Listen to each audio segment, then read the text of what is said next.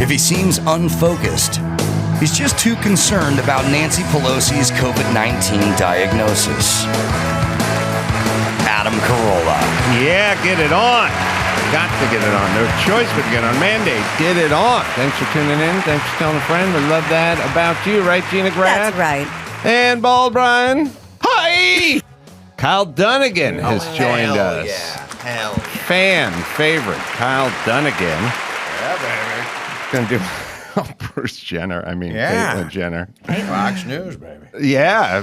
Caitlyn, you're on Fox now. Yeah. You're talking. I was talking to someone from Fox News yesterday. I talked to, there's a young gal. She drives the satellite van. And Wow. I saw her. Stars are just like us. Yeah. I saw her yesterday. Yeah. And she said, oh, you know where I was earlier today? I was over at Caitlyn Jenner's place. Yeah. I had a big party for, all the Fox people at my place. Well, in she said you were doing a Malibu. hit over there. And she said you're way out in Malibu, way up the hill, Yeah, I need my privacy, I like Yeah. to walk around naked around my house. Yeah. Yeah. Kill the beaver, baby. Brand new. Yeah. Oh, yeah. So has the new car smell. Yeah, I it does. You're, That's right, Gina. you're 72, but the beaver's That's 18 right. months old. Oh, right? yeah. Sorry, Yeah. speaking of Malibu, it kind of went viral, that clip of you talking to Lady Gaga before the Oscars and said, I don't see you at Starbucks anymore. And she kind of blew you Yeah, off. she's being a bitch. Yeah. Oh, really? Yeah, she she's said, a bitch. I switched baristas and walked I away. think she's hot shit. Okay. Yeah. Yeah, it's a meat weird. trash. Yeah, she doesn't remember the Wheaties box and all the Right. glory. No, yeah, that's it. Yeah, she's just, she thinks she's, I don't know, running the world or whatever. She stole everything from Madonna. We all know that. Oh, right. Yeah. Rare. Well, I told the young gal driving the van, I said, you're too young to remember, but Bruce Jenner was the biggest, was like Yeah. LeBron James, international. Right. But he was a real stick in the mud. Yeah, he's kind of a bore. Bruce? Yeah. Didn't let his freak Right. flag Wasn't fly. fun like Caitlyn. Caitlyn's the life of the Caitlyn, party. Yeah, Caitlyn's a lot of fun. Yeah. Yeah. So she said, Caitlyn's thing on the transgender rights, it's murky. What? She said she was sort of anti-transgender, and I was like, I've seen it all. well, kind of what it is. So here's the game. The game is you go, are you for gay marriage? Are you for transgender, whatever? And you go, yes, I am. And they go, okay. Then what about having a third bathroom for kids that were struggling with their identity sexually? And you go, okay, third bathroom. And then they go, okay, good, we got that. Now, what about if a young guy became a girl? Could he use just the girls' room? We don't need the third bathroom. And you go, well, I guess if he became a girl, I guess there's someone to prove it. Okay, good. We got you. Now, what about if that young dude had a beard and had his cock and said he was a girl? And you go, Well, it no, seems a little, I'm not down with that. And they go, oh, okay, so you're not down with the cause? Well, I feel like I just gave two examples of how. I'm down with the beginning part of the cause and even the middle part of the cause, but you fucks can't stop pushing until we're not down with the cause. It's like PETA. I always say PETA. It's like makeup being tested on the eyes of young bunny rabbits. No. Like, nope, not down. interested. Not down. Okay, well then how about rats being infected with AIDS? And you're like, nah, I don't know. It's going to save human lives. Well, how about exterminators are now Hitlerian because this is a Holocaust on cockroaches? Now, and wait a minute. oh, so you're not down with the cause? Fuck you and your causes. You know what you're doing. You just fucking keep going until you get a transgender guy going, I don't know about swimmers compete. Oh, okay. So you're not down with the cause. No.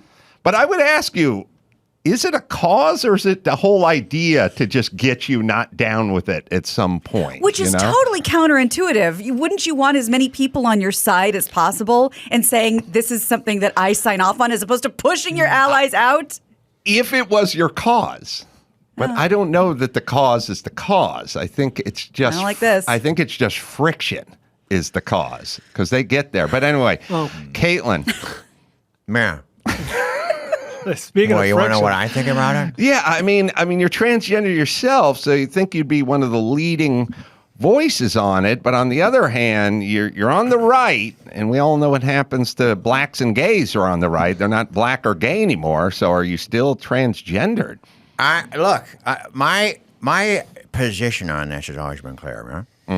I'm pro-transgender, but if it gets in the way of, me making money or something, then I'm going to just keep my mouth shut. I just keep my mouth shut on. So what about? You can't really nail me down saying anything. What about the swimmer who was competing against the ladies? Leah Thomas.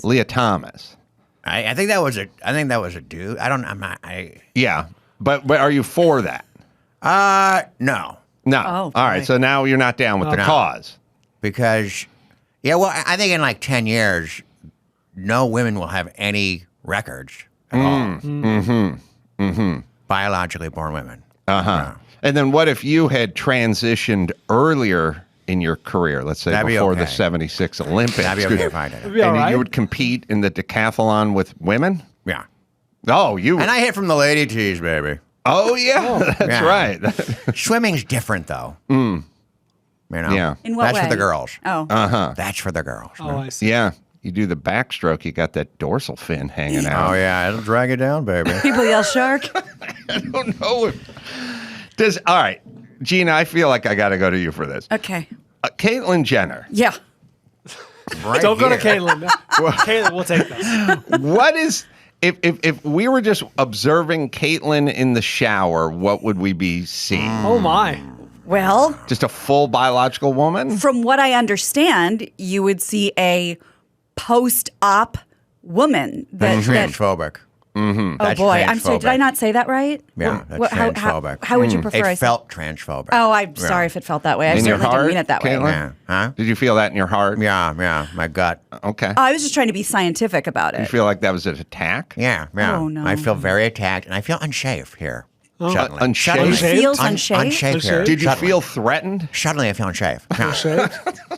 I'm sorry. I did not mean to make you feel threatened. I was just trying to. It doesn't matter what you Accurate. meant to do. That's what you did. But what was in my Gina's heart? an ally. Yeah, I'm Gina's, Not I'm a anymore, fan. baby. Oh my Not God! anymore. I've just been pushed Talking out. about to the my dark. surgeries.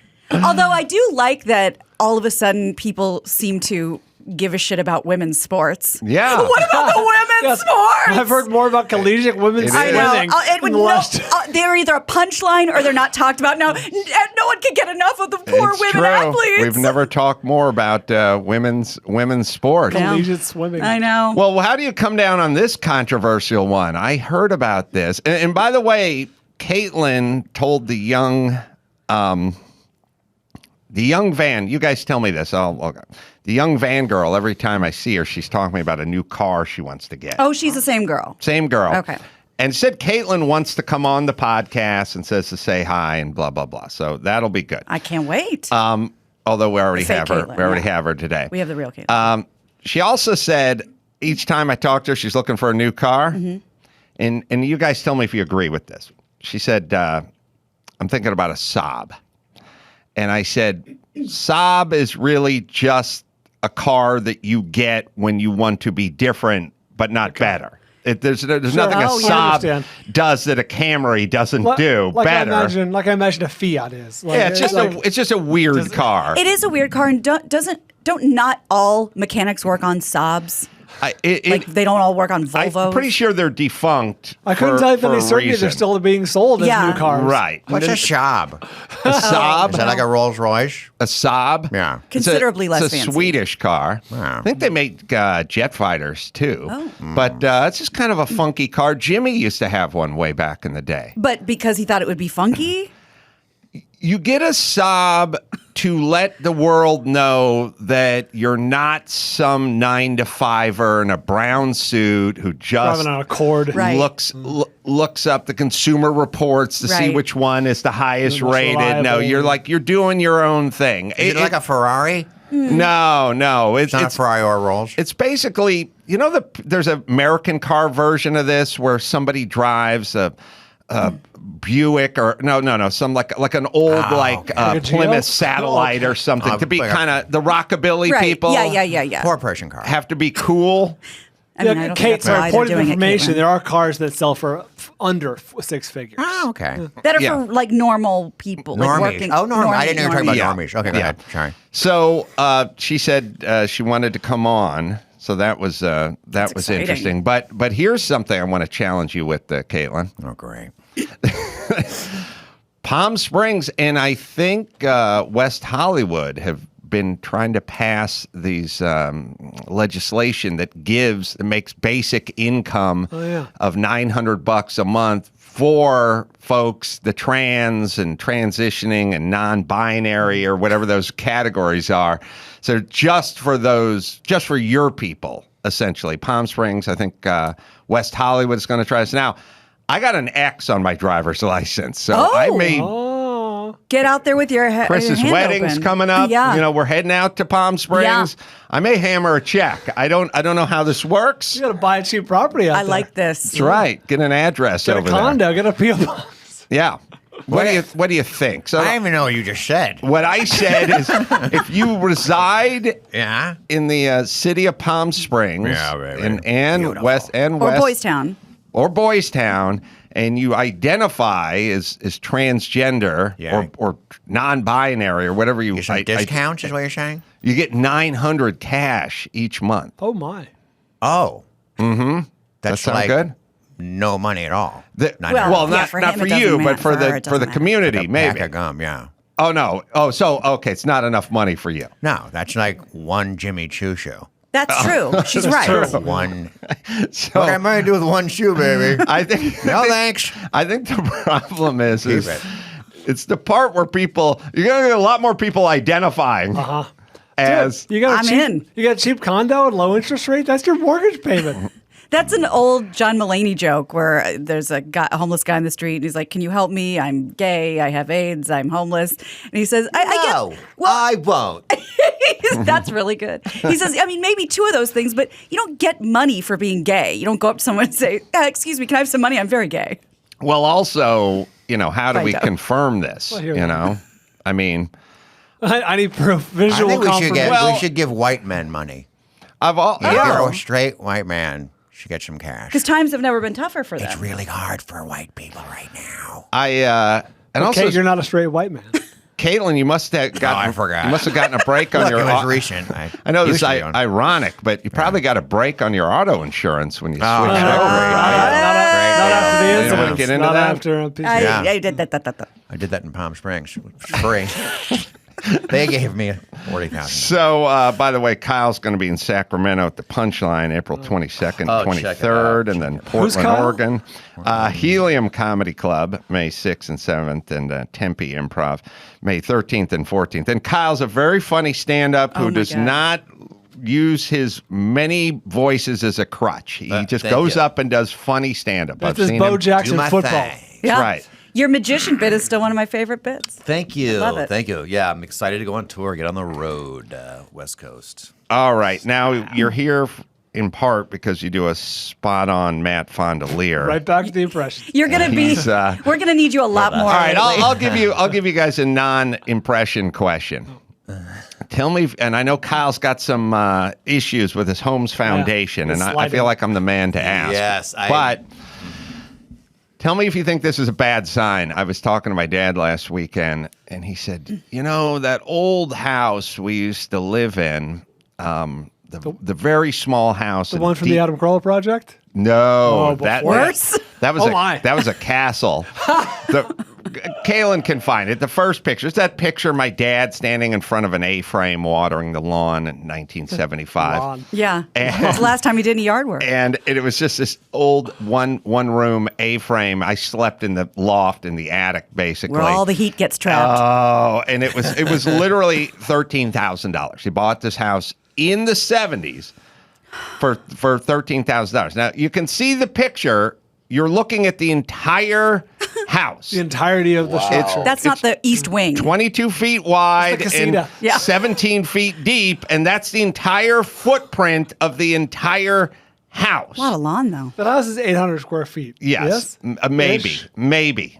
And so my dad brought up something that I forgot about, and I think this is a bad sign if anyone ever says this to you. He said, that old house, had an old rickety upright piano in it.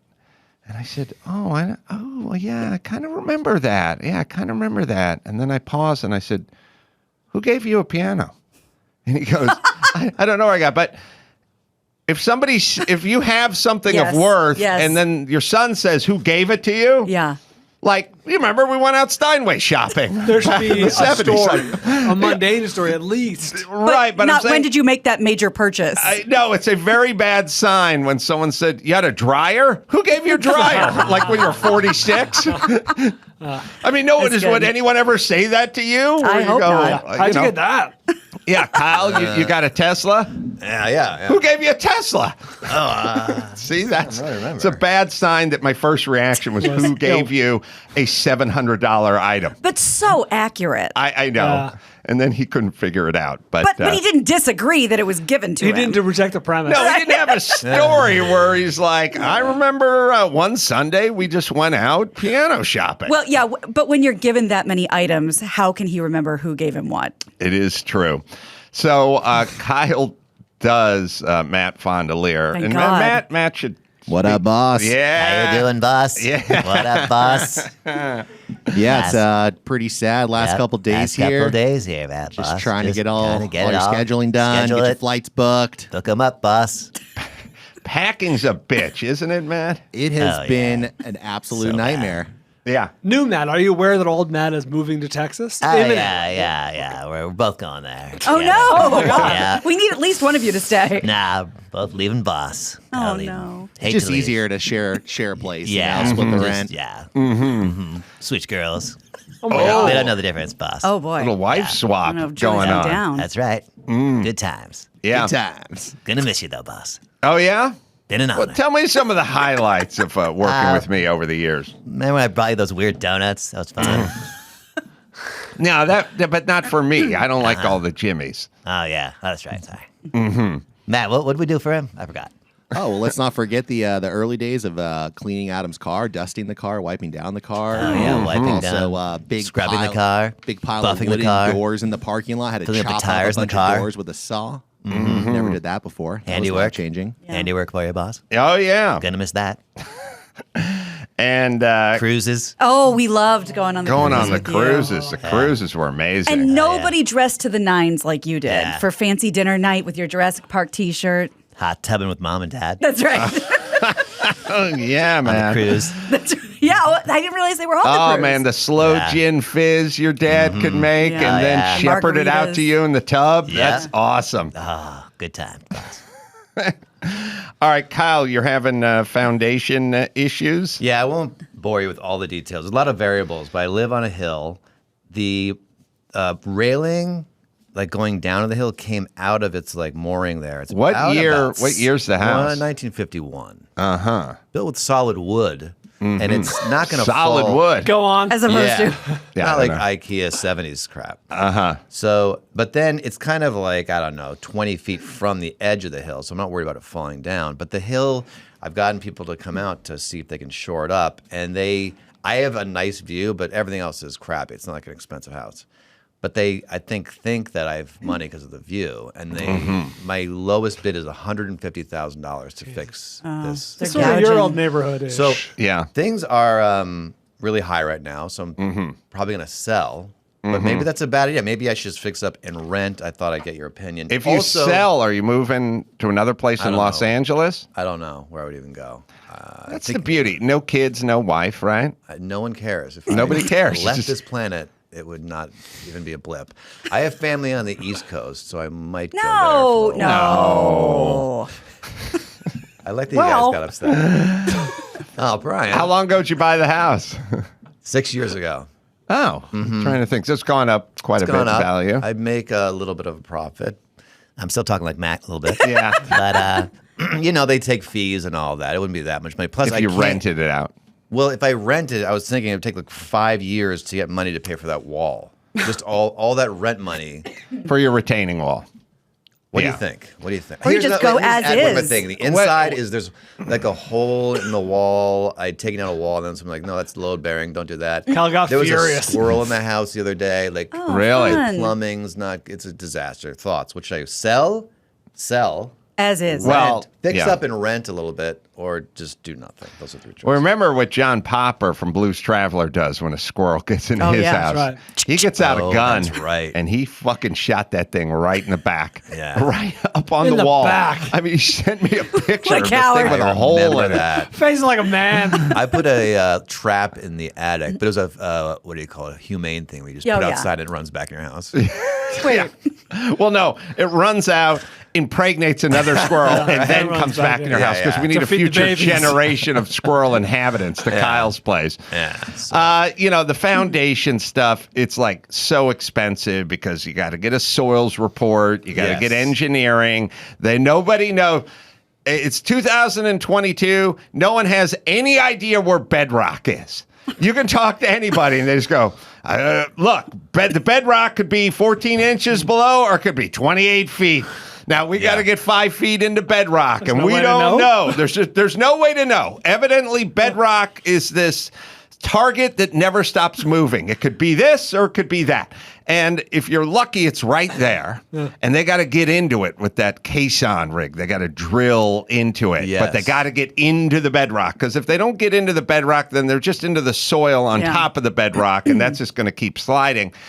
There's no guesstimates. There's no good ideas. And it's like there's no nothing. $6,000 for a soils report, and they go, Yeah. they could just tell you we can. You think they have like a stud finder? I was going to say, the day of the computer, you can't just do a sonar Or thing. like a metal detector. They don't know where bedrock is. They got to drill a bunch of core holes, test holes. We got to dig test holes. But it's not land with nothing on it. There's a house on it. So obviously we know where it at least was. We weren't as interested in bedrock in the 50s. Okay. We never had an interest in bedrock until like the Northridge quake of like 94. Then Okay. bedrock Oh, it's all became about front bedrock. and center. So you have to get into Yeah. the bedrock. So good. now there's going to be engineering, soils reports, and then permits, which is a fucking shit show. And it's also kind of invisible. You spend 150 grand and your house looks exactly the Right. same. It's just not. It's not physically sliding down the hill. But I have heavy mud too. I don't know what that means. I have heavy soil. Is that You have good heavy or soil? Bad? I don't know. I'm not a geologist, even though I sound like one. Yeah, you do. I realize. I just realized I know what that means. it's super expensive shit. They will, and what they'll do is essentially the code will say this one part of your house that they shore up is essentially going to be built like Hitler's bunker meets the Merrimack and the Monitor. It's like that's it. And then the rest from the 50s is just a stick frame 2x4 house sitting on a slab on a hill with almost nothing in it. So it's like the one portion of your house is going to be like built like underground, like Putin's bunker.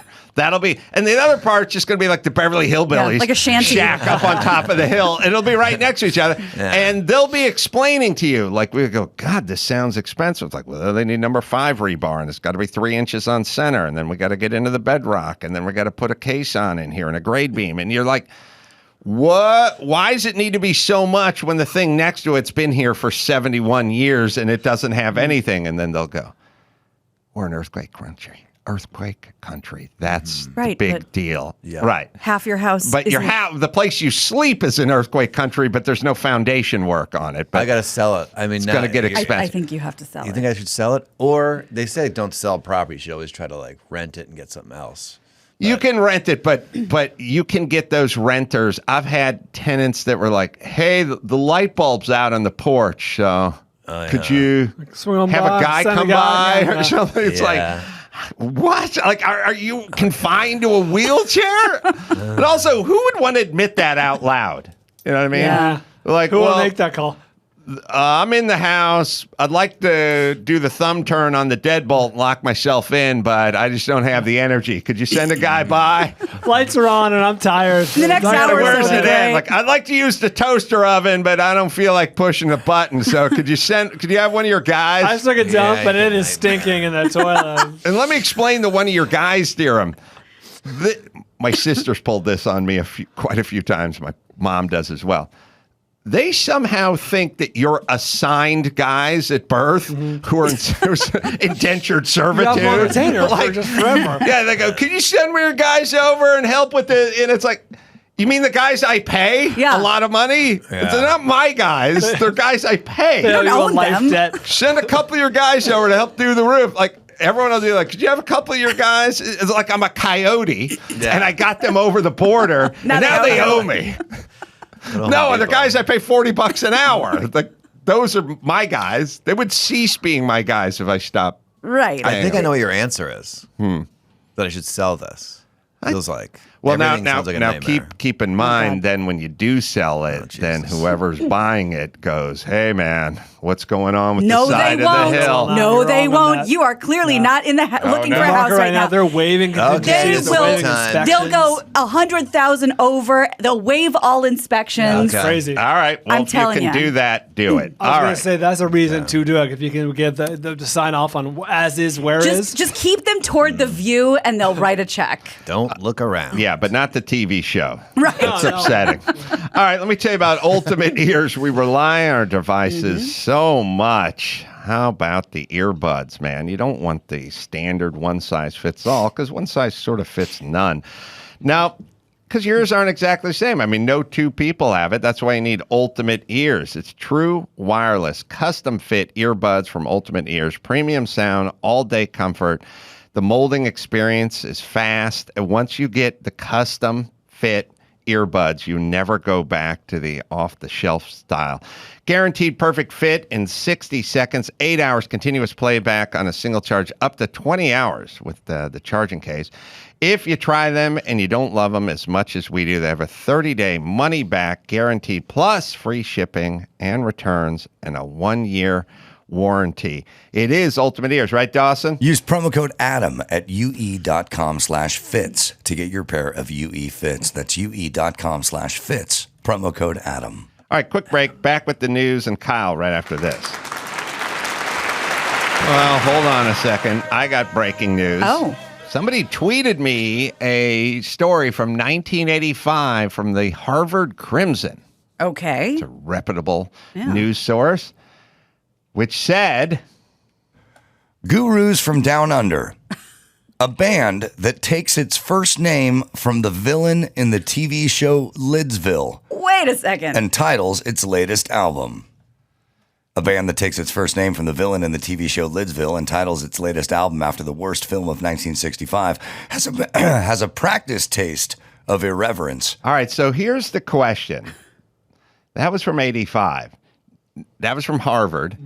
Did that story just spread as urban myth that the Hoodoo Gurus were named after Charles Nelson Riley from Lidsville? I can see. Because that's where I can see that. We just heard from the guy, right, who said it was From a member of the we band. talked to the band and they said no. Yeah. But someone, I tried to find this is if- fake news. I tried to find if Lidsville ever aired in Australia, and it's difficult to find. Hey, Trump, Fake news. you into the Hoodoo Gurus? You like alternative music? So into the Hoodoos. You do. You like you like alternative music. I huh? love it. I love it. The Green Days. Oh. The Oh, Green Day. Yeah, just Green Day. Singular. Just Green Days. And- All the days. So green. Yeah, like so terrific. Nirvana, Smashing Nirvana, Pumpkins. Smashing Pumpkins. You love all that stuff. Love all those things. You do. I Mu- wanna must be a Kid Rock fan. I get dark, turn out the lights. and Blast that teen rock. Teen Rock. Yeah. Teen Rock Hey, and music. by the way, Teen Rock. congrats on the hole-in-one the other week, man. Beautiful, beautiful. I saw that. I saw that flying in the air. Hmm. So it was looking good, Hey, look, I don't want to take anything away from the achievement, but Okay. you play 14 hours of golf a day every day. Doesn't it seem like at some point it is going to go into the hole? Like, I know people turn it to an achievement, but you shoot 26 rounds a day. Yeah. Over the course so of 35 toxic. years, You're it seems improbable that it wouldn't get into the hole that you're aiming at. Impossible you wouldn't have done it yet 5 times already. So Yeah. you're so toxic. You're being so offensive here. No, I'm I just come on I'm your asking. program and you insult me. No, Donald, I'm That's not what a a loser does. That's what. Oh. No, losers I'm do. not. boy. I'm not a So- golfer. I'm saying You're law. jealous. You try to get it in the hole on the first swing almost every time, right? Okay. Okay. Fair enough. I do shoot it at the hole. Okay. All right. Let's move on. No, I'm just Fair point. And you do play between 11 and 19 hours of golf a day. Okay. All right, and you play every day. Sometimes Sunday, I take it off for Jesus. Oh, really? Okay, So not every Sunday, but you sometimes. play a lot of golf, and it seems just using the laws of probability, the ball would go into the hole. Very tiny cup. Right, it's true. small. No, I get it. That's true. It's the size of a 17-year-old asshole. Oh, my. That's a that's fact. specific. Is that a fact? That's It's a a fact. biological fact. Very Right. tiny. So tiny. But it just seems like, I mean, it's an achievement. Look, I've done the celebrity golf thing, and they have that. I'm a You played with a celebrity. Who'd no, you play no, with? no. I would Was be. it Tina Yothers or no, who'd you play with? No. I'm the celebrity. I've been asked to Matt Damon. He plays a lot of those.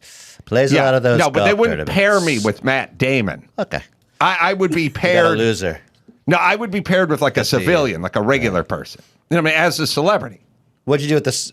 Okay. I'm confused, but go on. I'm confused. I have played in the celebrity golf tournaments, right? Okay. And they have one hole that's, 156 yards, and there's a Mercedes Benz parked at the end. Ooh. And if you can get it in the hole on one swing, you will drive away with a Mercedes Benz. Piece of shit car. Go ahead. Okay, but if they gave me 23 years to do it and 200,000 attempts, I think I might drive that Mercedes.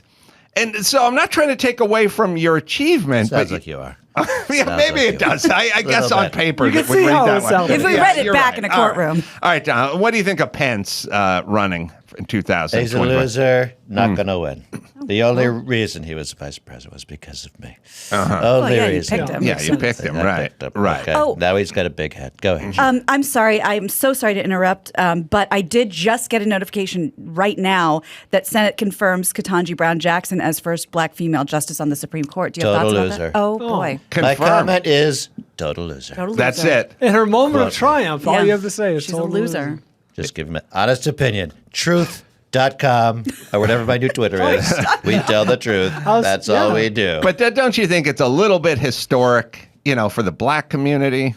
Okay, it's historic, but hey, look her up. Look, I'm not making this up. She's a loser. So you're saying No one likes her. first loser to be. No one likes her. No one asked her to the prom. Oh. Oh. Such a loser. Oh, right. I didn't know that. I did not know anything about her history.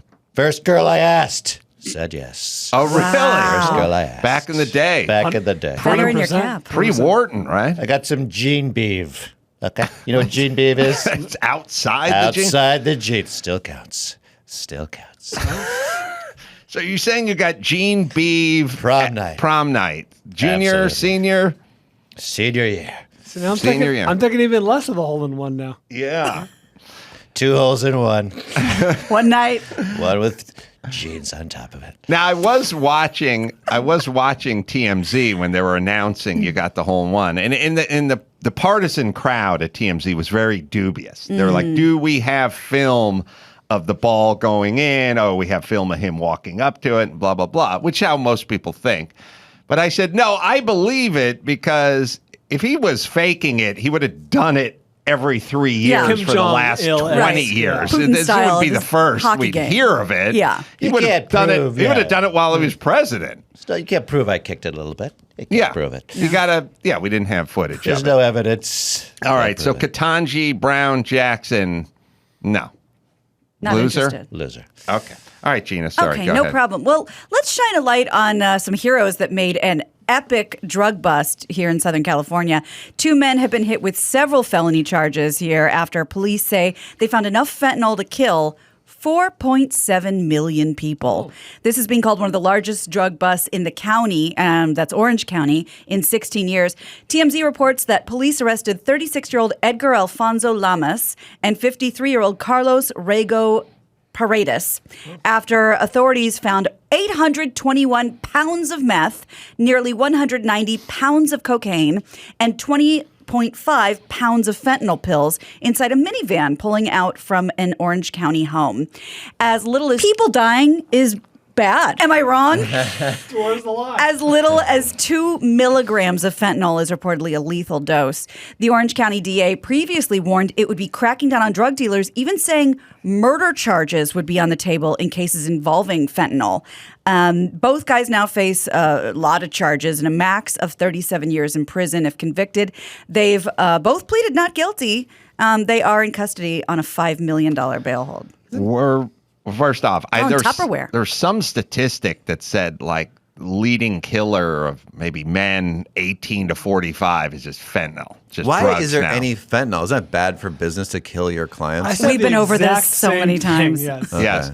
So first off, Never got a straight answer. it is China must be fucking over the moon because they make the fentanyl, they bring it in, and then Mexico goes right through our porous border while we argue about race, and then we OD on fentanyl. It's like half the country's ODing on fentanyl, the other one's arguing about race, and China's like, this is awesome. Yeah. Perfect. That would be awesome. So it's a thing. It's a big thing. I think to make your point, Brian, and everyone else's point, we figured out that sometimes when they're baking it or making it or putting into its form, there's a little chunk that's created. David Like, Navarro told the us quality that. control isn't high. yeah, like when I you're see. making chocolate chip cookies, you get that one with the uncooked little a cluster. Fentanyl. cluster that didn't get fully mixed And that's with the what whisk. kills you. Yeah, and that's what became the number one killer of Americans 18 to 45 in December. But we're going to argue over masks on airplanes. That's the way. We've decided we have a new society where homeless everywhere, fentanyl everywhere, number one killer 18 to 45-year-olds, but we're going to argue over 9-year-olds wearing a mask on an airplane.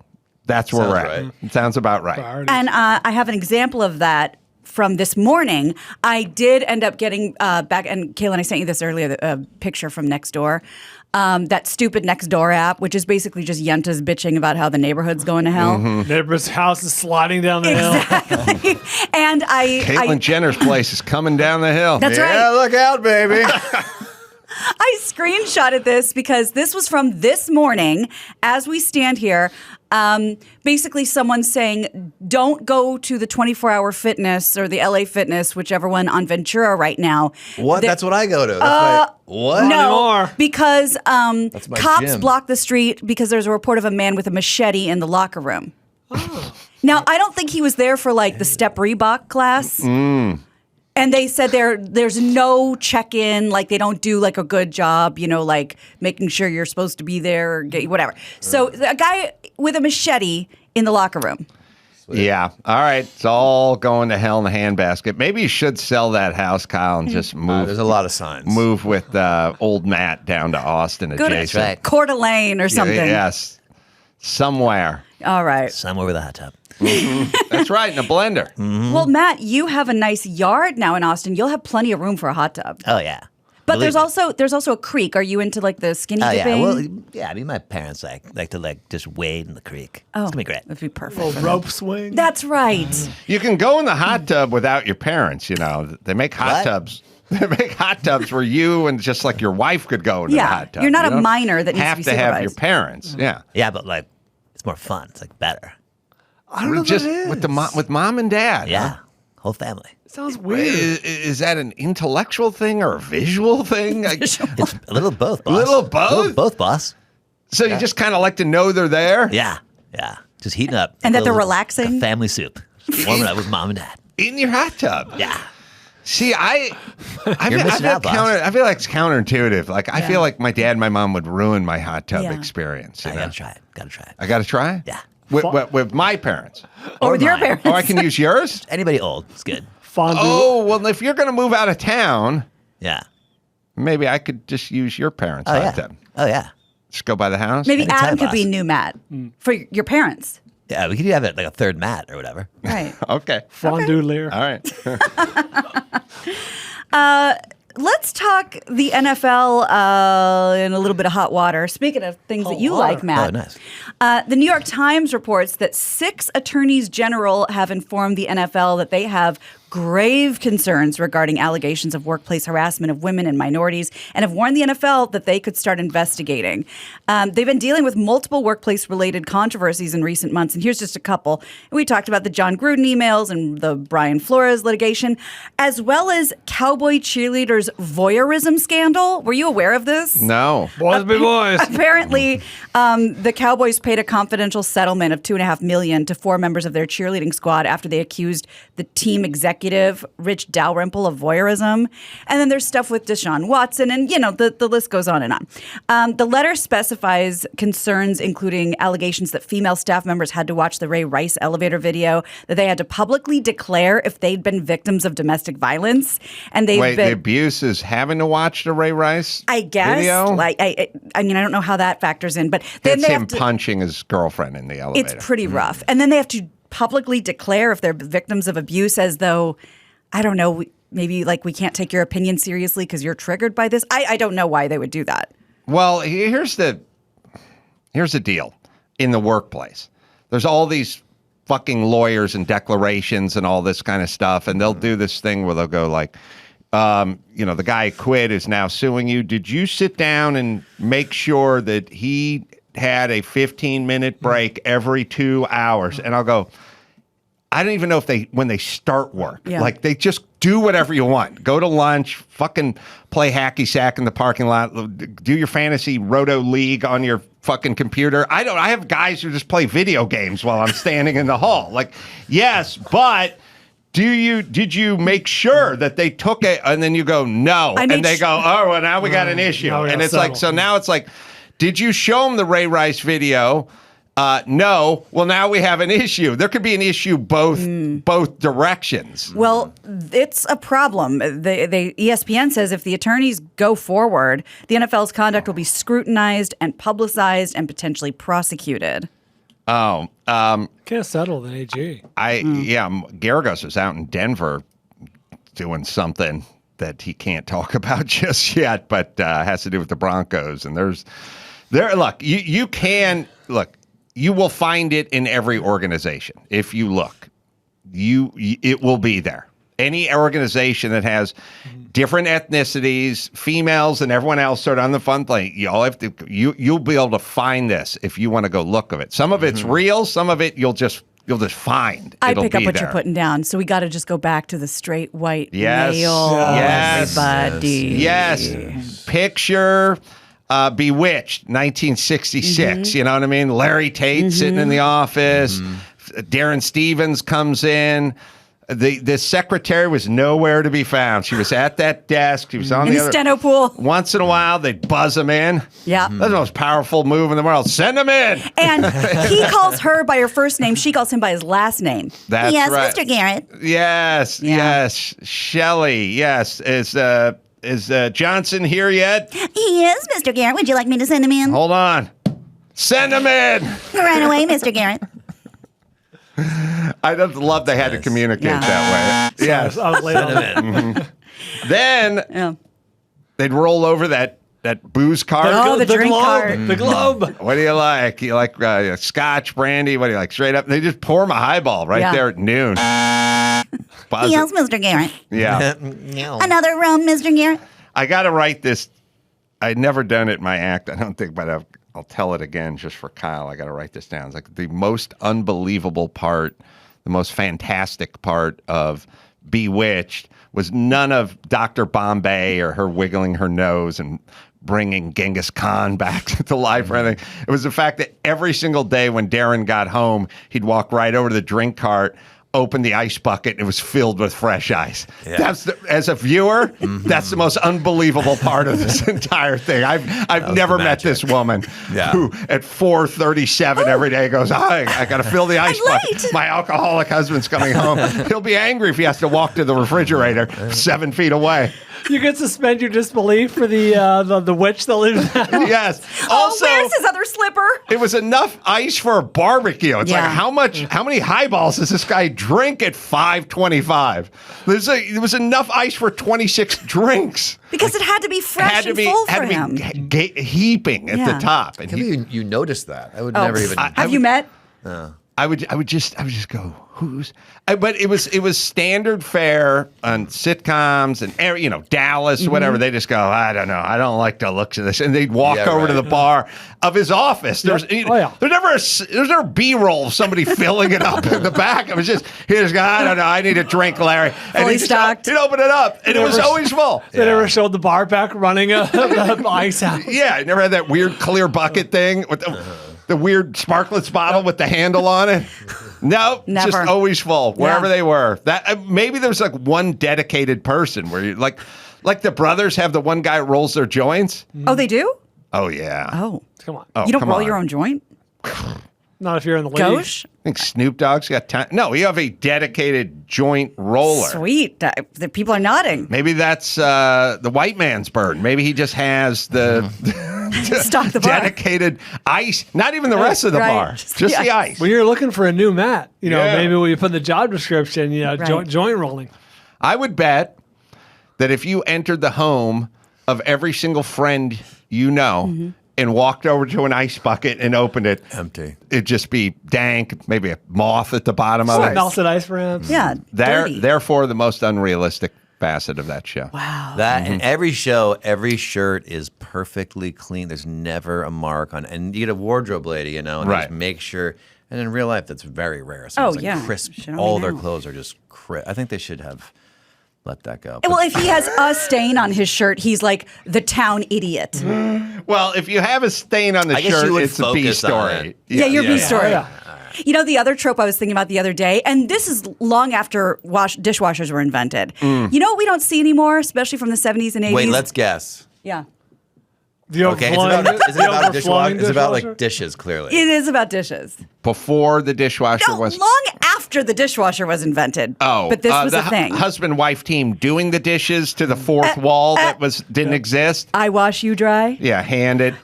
Couples doing the dishes and drying them together was a big thing Yes. for a while. Yeah, that was a big thing. Yeah. Bad.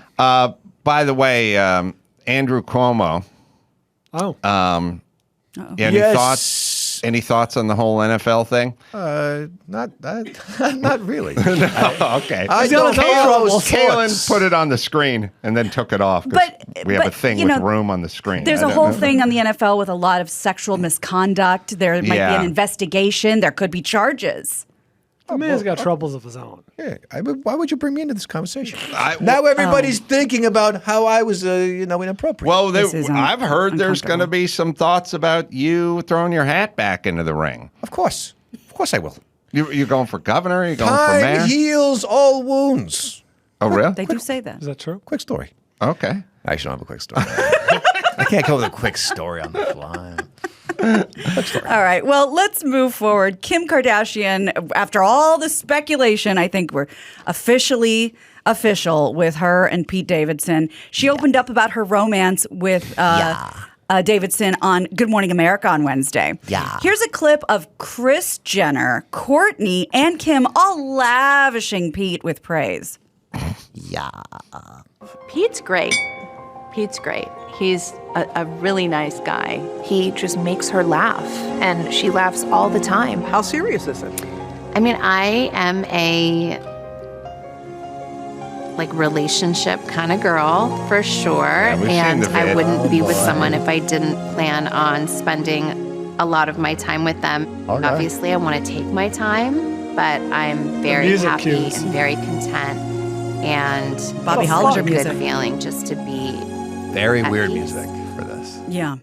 Horror. Wow, that was like out of Africa. Yes. It was odd. And then now there's video, I'm sure you've seen this, Adam, because I was on TMZ, of Pete Davidson and I was going to say Peter Peter North. North Kardashian West, the little girl, Wait, you thinking of Randy West? Peter North. Randy West. riding around in a golf cart in their Oh, gated yeah. community Oh, together. yeah. And Pete had the pleasure of finally meeting Caitlyn Jenner, who says that they had a face-to-face call and they wanted to catch up. And apparently Caitlyn said that she got in a little bit of trouble for calling Pete Peter because, she wanted to be polite and formal. And Kim said, it's just Pete. So Caitlyn. Sorry. Well, Caitlyn says. Sorry, I called him Peter. Caitlyn, you said he is a very nice guy, and Kim seems really I had happy. to say that for the papers. Oh. Let's be honest. It's not that No, Trouble in Paradise? What? if Pete wanted a sexual reassignment surgery, that could take all day. Yeah, that's the team. Oh yeah. That's a two-manner. Is it? Oh, yeah. I didn't think about that. Yeah. Caitlyn, Yeah. how are you in the phallus department? Pardon What me. does that mean? Well, I'm not. Explain yourself. No, here's what I'm saying. You guys go ahead and tell me what you think. Okay. Whenever there's a dick pic that somebody's phone got hacked into and it somehow made its way on the internet, it's always a huge honker, Oh, right? yeah.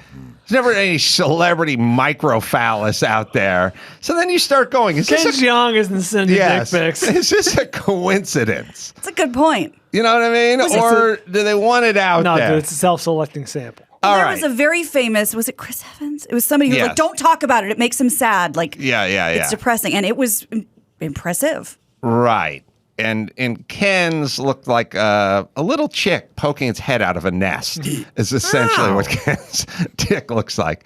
But what I'm wondering is the guys who go with the sexual reassignment surgery, the guys who actually lose the dick, Right.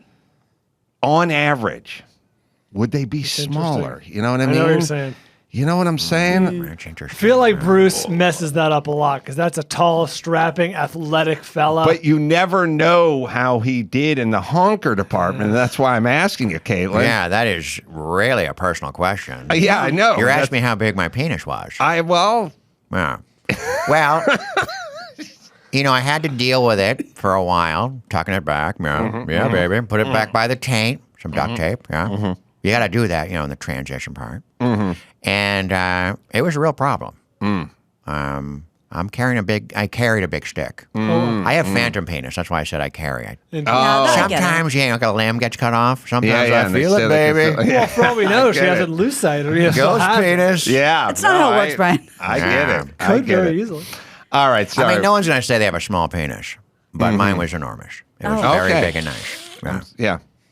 Yeah. Does the process take a little longer? You know what I mean? Like, let's just put it this way. Yeah. If you call an arborist over to the house Yes. and you got a big old thick oak tree in the backyard, Yeah. and you go, I want to take that thing down to the roots, it's going to take longer than a sapling. Sure. Yeah, that's a good point. Yeah, they had to put that thing on top of my penis that just goes down, like they do with a trunk. Oh. It just sort of like takes it off. Goes all the way down into the ground. They had to Yeah. get one of those, baby. Oh, you had to get it all the way down. The root structure is allowed. Yeah, okay. Yeah. I got you. Sorry. One more, Gina. Once again, I don't think that's how it works. I don't think they actually take it off, but I could be what do you wrong. know? I thought it becomes sort of inverted. They butterfly it. You're right. Yeah. And then they And- somehow get the head to be where the clit was. You know more. Oh, listen, I remember getting into this in a junior college health class in 1983.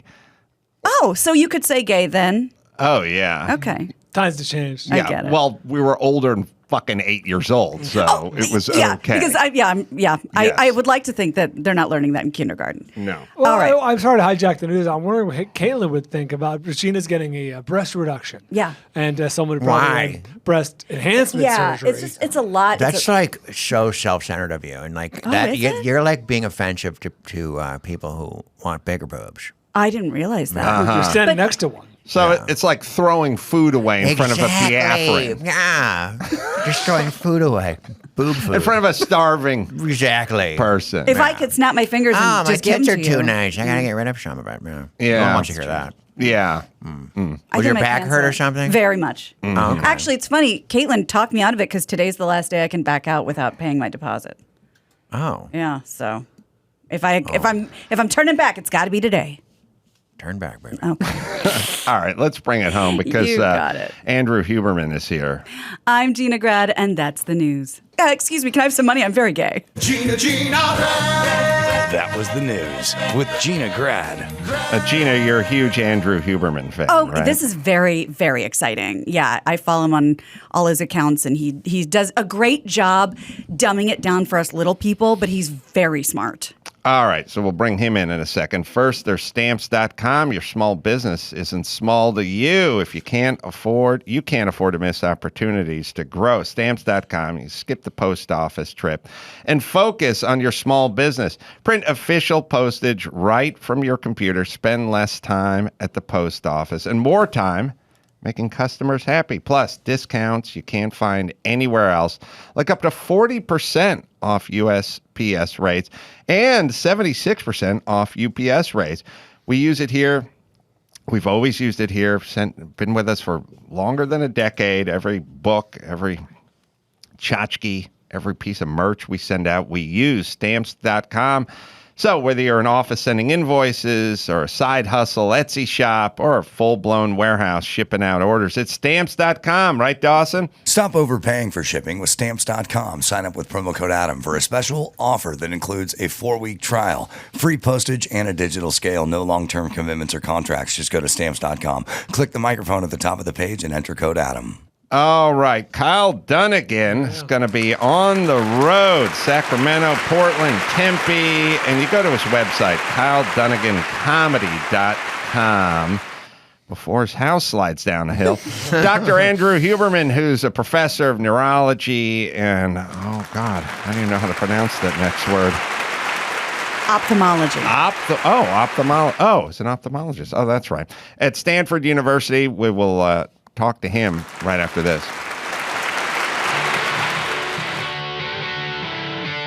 It's time to check Adam's voicemail. Hey, Ace Man, just saw a commercial for COVID obesity issues. If you're obese, COVID could be a problem. What's the solution? Gastric bypass surgery. Not diet, not exercise, not lifestyle. Knew you'd love it. You can leave us a message at 888-634-1744. Dr. Andrew Huberman is here. He's a professor. Neurobiology is his specialty. Has a podcast called Huberman Lab, and they bring on experts, and they do science-based tools. And I don't know, this is a big... Everyone's excited to see you here, Andrew. Everyone's a fan. Oh, thanks. I'm excited to be here. I'm a longtime fan of yours. When I was in college as a budding neuroscientist, I lived in a little studio apartment and I had very few human interactions, but one of the consistent interactions was with you and Dr. Drew on Loveline. And I'm just going to say that at least my generation benefited tremendously from all the information on sexual health, even though it was at a time when discussions about that were pretty scarce. You guys broke through a lot of barriers, and I think I don't know what it's like for the younger generation now, but I just want to say thank you. Well, you're welcome, and thanks for listening. Listen on Live 105. Yeah. Oh, you're out in Chicago? No, it was Bay Area. Oh, Bay Area. But in college in Southern California, and I think I used to watch the show. There was a show too, MTV. right? Yeah. Well, all right. Well, let's talk about the connection, because I didn't read books and I didn't have that ability really, but I always listened to a lot of talk radio. And then when I was working oftentimes alone on job sites, when I was swinging a hammer, I always had that radio. It was like a friend. Like I had that voice. I could hear these people. And, I always thought, and the reason I did this podcast is because I thought in radio, you really have this connection. It's not like when a sitcom goes off the air after 7 seasons or 3 seasons. Like, it's a real relationship. And people get pretty devastated when the relationship ends. And when I was signing off on terrestrial radio after 13, 14 years of that, I just said, if this is important to anybody, you can go to the computer and you can find me. And I don't expect it to be important to the vast majority of you, but for the percent that needs it, you can find it. But there's a connection, and is it transcend the visual? I mean, does the visual, in a way, lessen it to some degree, like a sitcom or something like that? Yeah. So obviously we have all these different senses, and those senses come into our nervous system, and I can just say that the nervous system's main job is to make predictions about what's going to happen next, and it does that primarily through these 5 senses and et cetera. But to your point, the experience of hearing somebody's voice over and over and over is very much like the real world experience of being there with them. Whereas the visual on a screen, looking at a television show or seeing a movie, it's so far and away different than the experience of seeing that person in real life. So as I'm hearing your voice now, there are, without question, little neurons in my brain that are tuned to Adam Carolla's voice based on the many hours that I've listened, but probably very few neurons that are tuned to your physical presence because it's the first time we've ever met. So much so that there's actually a paper published in the journal Nature, which is it's the Super Bowl of scientific publishing, most stringent paper. And they've recorded directly from the neurons of humans and shown them the images of different faces, including famous people's faces. And in this, they found in that paper, it's as well documented now, there was one individual who had a neuron, a nerve cell, that responded only and specifically to the face of Jennifer Aniston. And in our field of neuroscience, this has become textbook material, and they're so-called Jennifer Aniston neurons. And there is, without question in my brain, a Adam Carolla neuron, whereas you don't have an Andrew Huberman neuron, right? If we meet again at some future time, and maybe if I have enough of an impact on you today, you would. But I have a neuron representing you. You don't have a neuron representing me, but every individual that listens. Sounds like you're breaking up with me, or I'm breaking up with you. I think he's right. trying to let himself down easy. Well, I guess what we're both saying is that we're in a relationship we didn't realize we were in. But there is no question that there are millions of individuals out there. If they listen to Loveline more than 2 or 3 times, they have a map of your voice in their head. That map is typically quiet unless they hear something that reminds them of you or hear you. So basically what I did is just threw a lot of neuroscience geek speak to validate what you said, but I didn't do it to validate you. This is a well-documented phenomenon. So then this kind of begs the question of, is there a neuron that other people have put in your head about this other person who maybe they've never heard or seen? And I know a lot of people, like you say, let's just say Tucker Carlson. He's very famous. And I know Tucker personally. He's a delight. He's a very delightful person. He's very friendly and he's very easygoing. Now, the ladies from The View have a different opinion of Tucker Carlson. And so if you watch The View, you're going to find out that he's Putin's lackey and that he hates the gay community. Is that neuron put in your head about Tucker Carlson without engaging with Tucker Carlson? Yes, and I'm so glad you brought this up because so the brain and your nervous system is designed for 5 things. Sensation, right? Just translating light into electrical signals, et cetera, or sound into electrical signals. So sensation, perception, which are the sensations you pay attention to, feelings, emotions, thoughts, and actions. That's pretty much it. But the incredible thing is that it needs to do all that in real time, and it needs to be able to rule out certain information. So the way the nervous system works, the way your brain works, is it loves to represent things in terms of symbols, because symbols are a very efficient way to represent the world. So I don't walk into this room and look at every tiny detail. I just go, okay, microphone, soundbox, show host, et cetera. And there's a symbol of what this is about. Now, in the case of Tucker Carlson, I know who you're referring to. I have an image of him in my mind, and I have my own set of interpretations about what he's about that could be modified if I'm open-minded, so to speak. Let's take like extreme symbolism, a swastika, for instance. Right. For many people, there's an immediate symbolism around that. Or let's take a very different symbol, the American flag. Or let's say Russian flag. And all of a sudden, you're getting categories, menus of your experience, right? Because again, the brain is this predictive machine. So can you shape what other people batch under that symbol? Absolutely. So if you present to me, this morning I looked in the paper and I saw I think it was one of Trump's guys who was like getting into trouble about something that happened. And they all kind of look alike to me, all those guys. They all look like they spent a lot of time in New York, overate, overdrank. A couple of them are fit. This is kind of my schema, my symbol of them.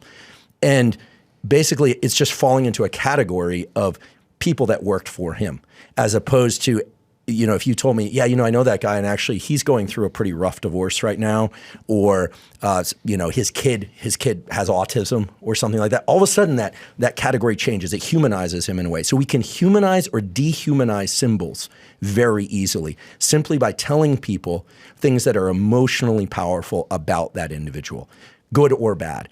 And this is the way that media works in general nowadays. Throw some emotional log on the fire. And when I say emotional, it's something that I think it was Elon Musk that said this, so I'm robbing him of this, but I'll credit him at the same time, which is that the more limbic, the more primitive an emotion, the more rapidly we can modify the symbol of that person. And this is what media does all the time. So make it limbic. If I tell you, that guy, he was a great, this Trump lawyer guy, or he wasn't a lawyer, but he's getting in trouble. He's a soccer coach for kids locally. I go, okay, what big deal? Right? A lot of people are soccer coaches. That's nice. But if you tell me, and there was some kind of thing with a kid, I'm not actually saying this, by the way, to be clear, and it's a little unclear what happened, but it's not good. All of a sudden, you just put him deep into the dark shadows of my symbolism of that person. Whereas if you tell me, he does a lot of important work, humanitarian work, and he does this purely out of his own interest. He doesn't seek any credit for it whatsoever, but devotes a lot of his finances. So all of a sudden he moves into the light, right? So very limbic type things. And it has nothing to do with him. It all has to do with how I perceive those types of things. It's all, when they say it's all about us, in the end, there's only the internal. It's true. Everything in between your ears, it's all internal. None of it is actually based on real information in the outside world. What do you make of systems, rhythms, and orders? Because I realize I had a little exchange yesterday. I'm very rhythm oriented, and I'm sort of not musically, but I'm like, this person shows up late, this person shows up early, this person pays every time I go to dinner, this person never pays.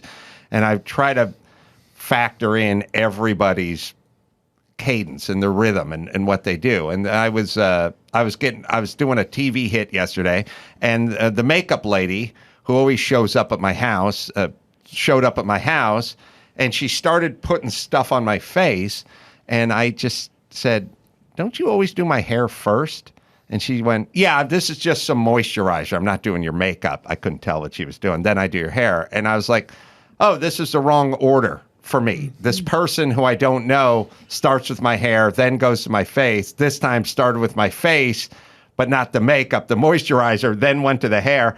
Also did a thing which was humbling. For the first time ever, stuck on those weird under eye puffy pads. They look like little Nike swooshes. Yeah, Jimmy used to wear those. I'd make fun of it, but I was like, evidently there's an issue. It's time. Now here. It's a real referendum. But for me, it's all about like the order and the rhythm, and you person who I don't really know is not doing the order and the rhythm that I've assigned to you in my head after observing you 4 times. Yeah. Well, again, with the nervous system and brain as mainly a organ, just like any other organ of our body, but it's designed to predict what comes next. Some people are more geared toward understanding sequence. I'm guessing, and I don't have any prior knowledge, that you're pretty good at understanding kind of sequence of mechanics, right? I guess I know you have a proclivity for cars. So, but you get in a car, you got to close the door generally before you start the ignition. There's an order. There's an order. Sequence, For reasons that aren't interesting, I recently rewatched the Apollo 13 movie, and like those guys, all they did is train. The simulator is all about sequencing, right? It's like 1-page sequencing for every scenario. That's a very analytic, math type, engineering type brain, which I'm guessing that you have a certain leaning toward. Probably. Yeah. And it doesn't necessarily mean that you love or are exceptional at math compared to other things. This idea, by the way, of left brain, right brain, it's total garbage. Wow. Total garbage. No self-respecting neuroscientist would ever say, oh, that's a left brain response or a right brain response. Almost every function in the human brain, male, female, or what have you, is bilaterals on both sides of the brain. There's a little bit of lateralization of language, but that's true in everybody. There's only one function that we are aware of that is really lateralized to one side of the brain, and that's this thing we call prosody, which is the kind of lilting and the lifting and falling of the voice. Just think Italian. They sort of accentuate the second to last syllable of everything. So aside from prosody, this left brain, right brain, oh, you're a really right brain person, left brain person, complete and total garbage. There's zero evidence, and in fact, there's so much evidence to the contrary that it's remarkable that this persists. I will file this under the many, many hours devoted to talking about the food pyramid. Yeah.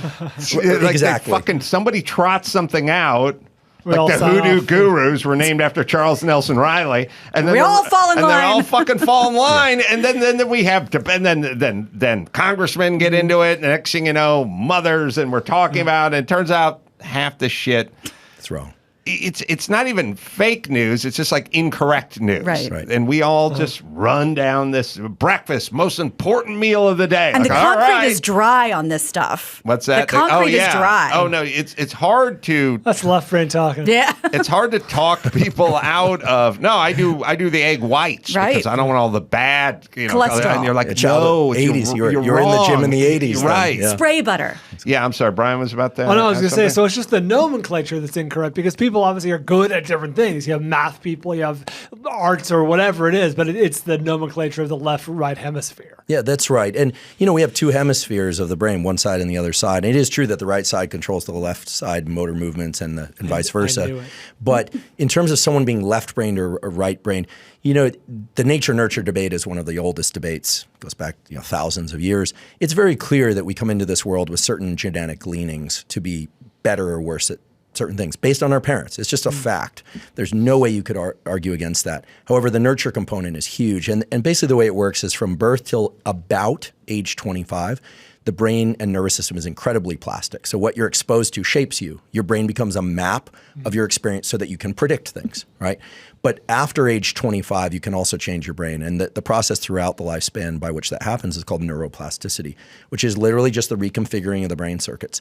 The difference between birth to 25 and 25 after is after age 25, there are two things that are absolutely required to change your brain. First of all, you have to want to do it. The idea that you can change someone else's brain in a positive way by telling them something over and over to do something, forget it. But the two components are you have to focus very intensely on what you're trying to learn, whereas as a child, you can just learn passively.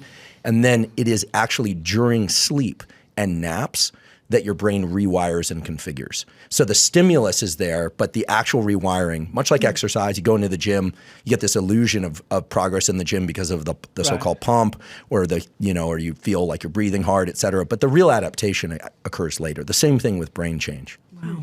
So sleep, they're finding out sleep more and more important. I think you do the cold plunge. Yeah, I'm into cold exposure very much. So sleep is without question the foundation of mental health, physical health, and performance. If I deprive you of sleep for a couple of nights, especially the second half of the night's sleep, you are going to be less smart. Emotionally, you're going to be more labile. And in general, you're making yourself sicker slowly over time. Where's the nap factor in? Naps are great if they don't disrupt your nighttime sleep. So the research says keep those naps shorter than 90 minutes and don't nap if napping messes up your nighttime sleep. Waking up once in the middle of the night is normal and healthy, especially if you have to use the restroom, if you can fall back asleep reasonably well. What if you can't? Because that's my vibe. Yeah, so there are a couple of things that really help improve sleep, and I'll keep this list short. There are a lot of details, but first thing is get sunlight in your eyes as early as you can early in the day. If you wake up before the sun comes out, flip on a bunch of lights if you want to be awake, but then get outside and get sunlight. It sets your melatonin rhythms, your cortisol rhythms, and on and on and on. It sets the timing of your sleep. Then avoid bright lights. Just dim them. You don't have to live in the dark, but between the hours of about 10 p.m. and 4 a.m. And what do we care about? Blue blockers or those kind of glasses? If you're going to stare at bright lights, then blue blockers can help, but lights of any kind, dim them way down, just as much as you need to get around safely in your home. This is not shift workers. Thank you for doing every important thing you do because you do many important things, but that's a totally separate conversation. Most people are asleep in the middle of the night. And then if you wake up in the middle of the night, just keep the lights dim.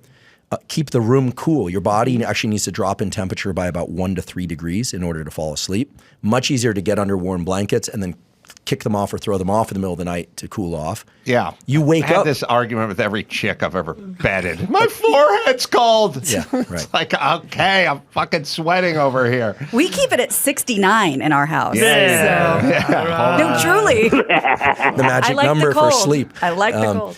Yeah, keeping it cool at night, you wake up because your body starts to heat up.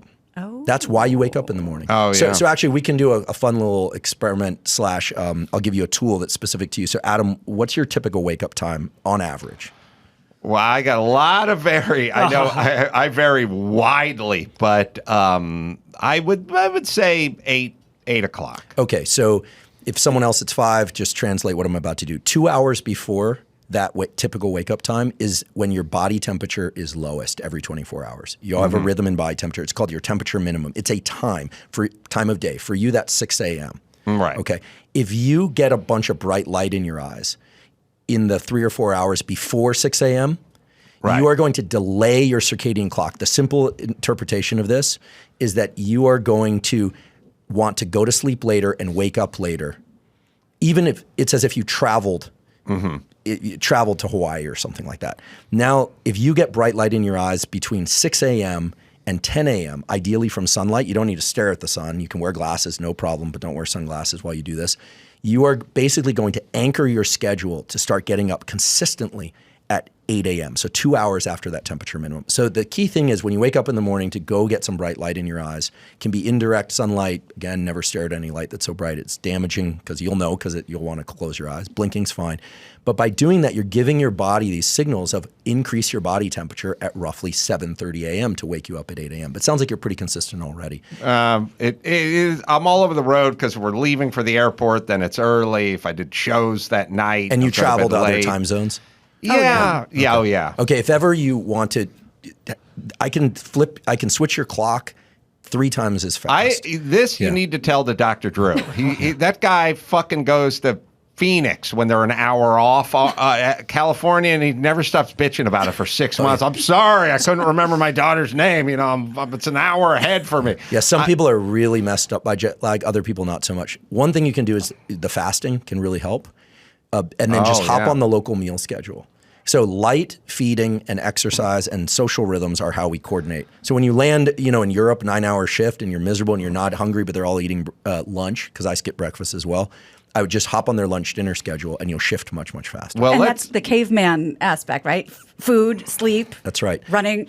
Temperature, eating, activity, and social interactions have always been coordinated physiologies in our body. But there's this little clock, literally a clock of neurons right above the roof of your mouth. It has a fancy name, suprachiasmatic nucleus, doesn't matter. But that little set of neurons cranks out these signals to the rest of your body, says now's the time to be awake, now's the time to be asleep. And light, and in particular light coming from the sun when it's low in the sky, is the signal that tells those cells what to tell the rest of your body. So let's get into the cold plunge. Yeah. How does that manifest with you? Yeah. Do you do deliberate cold exposure? I do either the ocean, which I did this morning, which is not technically that cold. It's for the layperson, it is. It feels cold to me. 62 degrees or something. I do the ocean, or I do a cold tank. Great. Away from the ocean. And then I do my swimming pool as long as it's cold. Once it gets warm, I move to the tank. Great. Well, deliberate cold exposure can come in a couple of different forms. One is to get into the ocean. The other is to get into an ice bath. The other is to get into one of these commercially available circulating cold baths up to the neck. The other is to take a cold shower. And everything I'm about to say pertains to all of those ways of doing it. You can also go outside when it's really cold in a minimum of clothing, provided it's appropriate amounts of clothing, I suppose. That's not as effective because the amount of heat that's transferred from your body outwards is 4 times what it is in the air when you're in water. The Michael Phelps example is a really good one. The reason Michael Phelps could eat 12,000 calories a day is not because he was burning 12,000 calories a day from movement. It's because he was doing that movement in water, and the heat transfer is so much greater. And when you go swimming and you get out, the reason you're really hungry is because you burned a ton of calories. Oh, interesting. So for those of you that are actually trying to burn a lot of calories, do your exercise in water, even warm water, and the heat transfer is much greater. This is not often discussed. Okay, some positive effects of deliberate cold exposure. I'll just start with what you need in order to get these effects. It depends on how cold it is. So everyone's going to say, how cold? It should be uncomfortably cold such that your mind is going, I really want to get out, but I can stay in safely, right? Because if somebody runs out there and jumps in 35-degree ice water right now, you can have a heart attack and die. That's not going to happen at 60 degrees unless you have a heart issue to begin with. So the point is, it should feel uncomfortable. You should feel some stress. That stress is the consequence of a molecule called adrenaline, also called epinephrine. Same thing. Don't ask me why they named it the same thing. Scientists like to confuse each other and everybody else. But epinephrine and adrenaline, same thing. When you get into cold water and it's uncomfortable and you have to slow your breathing down, a couple of positive things happen. First of all, adrenaline release is the common generic signature of stress. You are deliberately putting yourself into stress.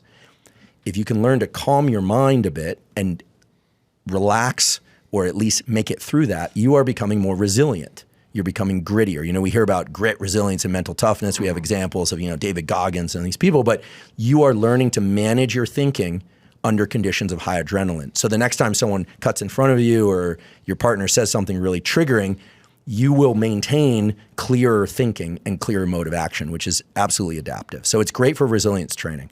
The second thing is that it increases your metabolism, not just while you're in the deliberate cold, but for many, many hours, maybe even days afterwards. And here's the reason. You have fat of the blubbery sort that's called white fat because it's white under the microscope. And then you have beige fat and brown fat, which is dense with mitochondria, which are the energy factories within cells. Deliberate cold exposure that's uncomfortable stimulates more brown fat, which is kind of like the oil in a candle. And it does two really important things. It makes you more comfortable at cold temperatures. So if you're somebody who's always feeling cold, you need to crank up your brown fat stores. And this is not blubbery fat. It will help burn off the white fat stores.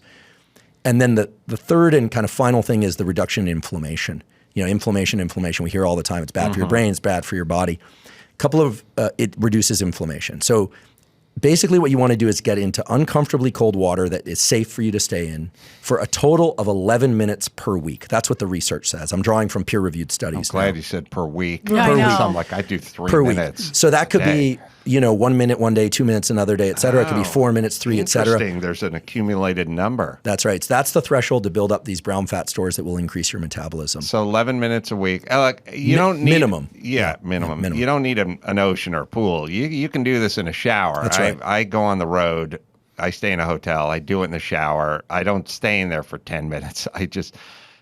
But I've been in Boston in January and just sat in there and just fuck it and put it on cold. It'll wake you up. It hits a lot harder than the ocean does, and it hits harder than the pool and even the tank. There's something about it's the freezing spray. water just spraying all over yourself. But you can do it.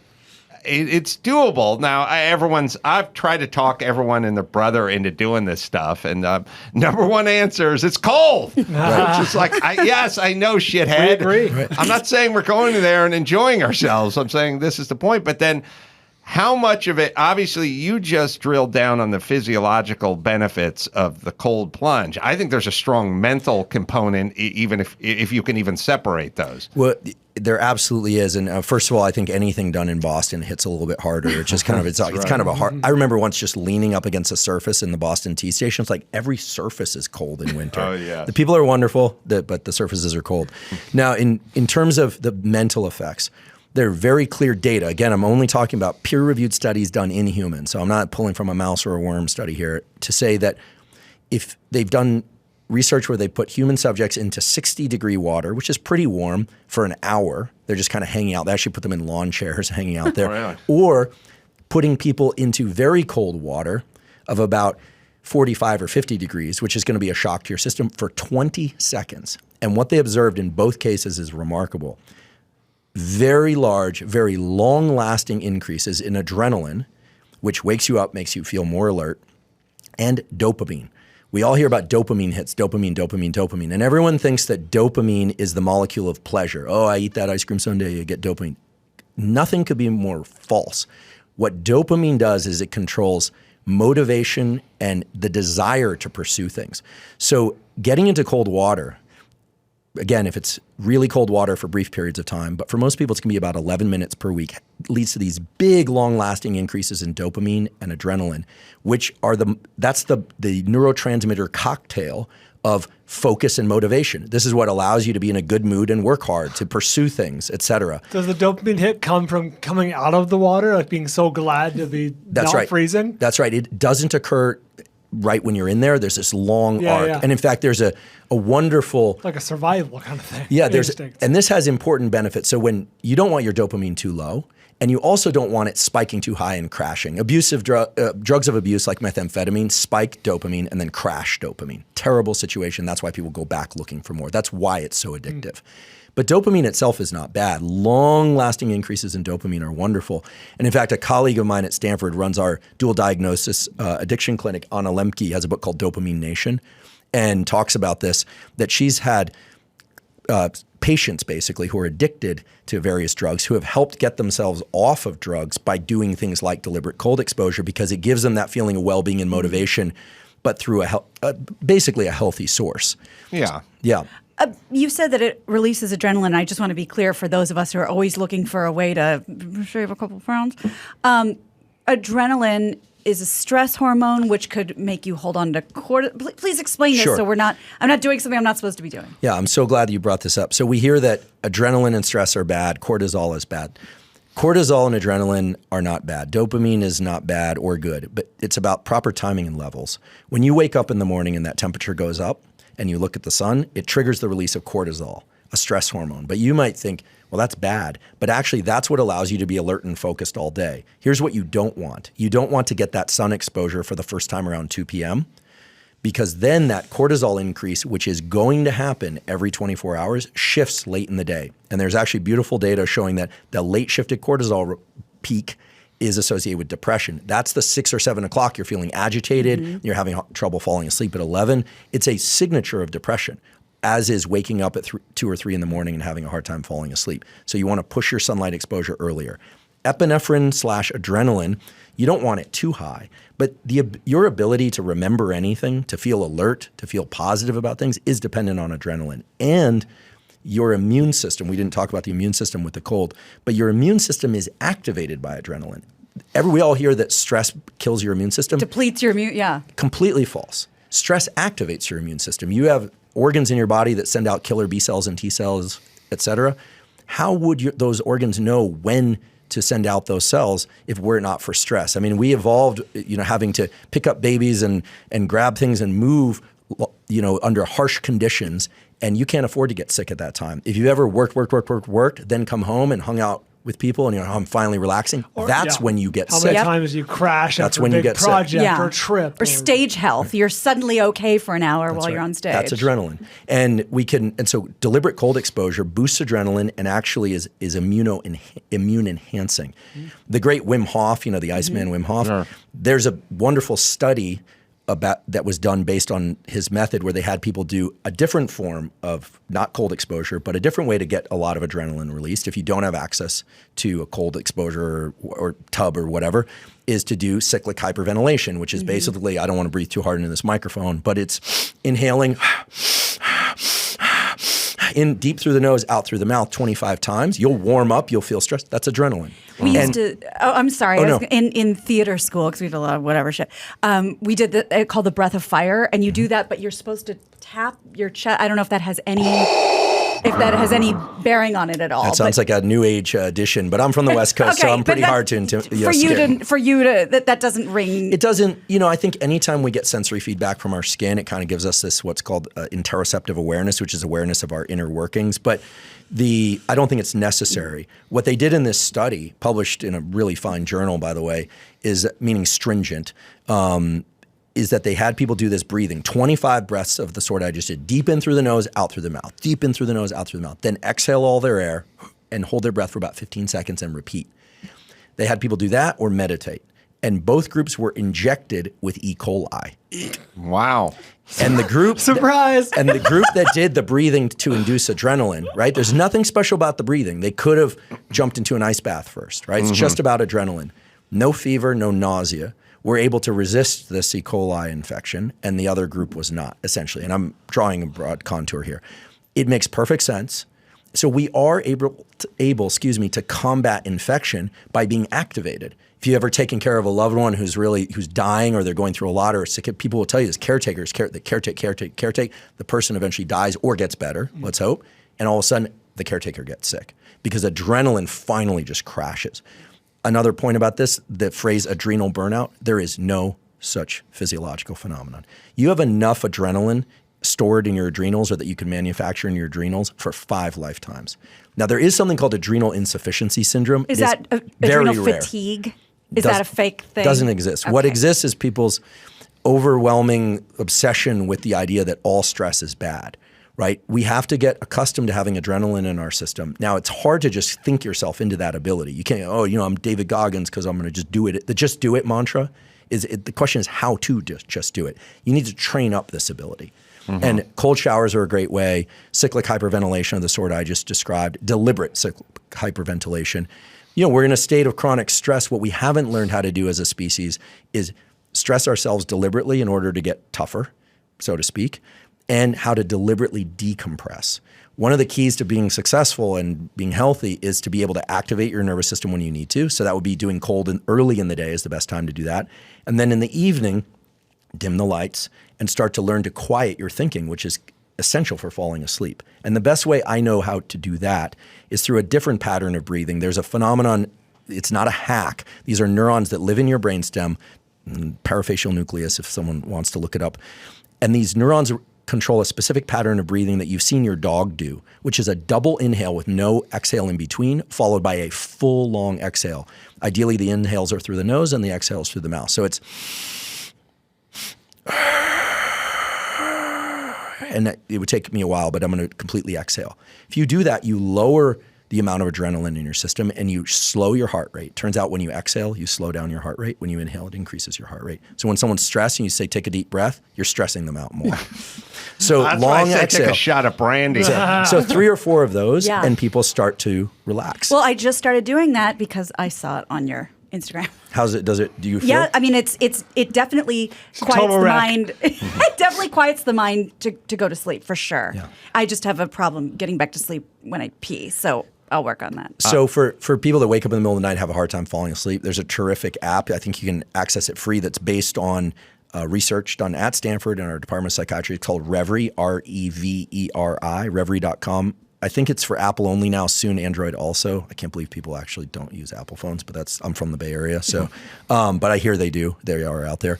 In any case, they have a hypnosis for sleep, hypnosis is not stage hypnosis. It's really about you teaching your nervous system how to relax. And so that's a free resource that people can access, or at least they have a free trial that people can try.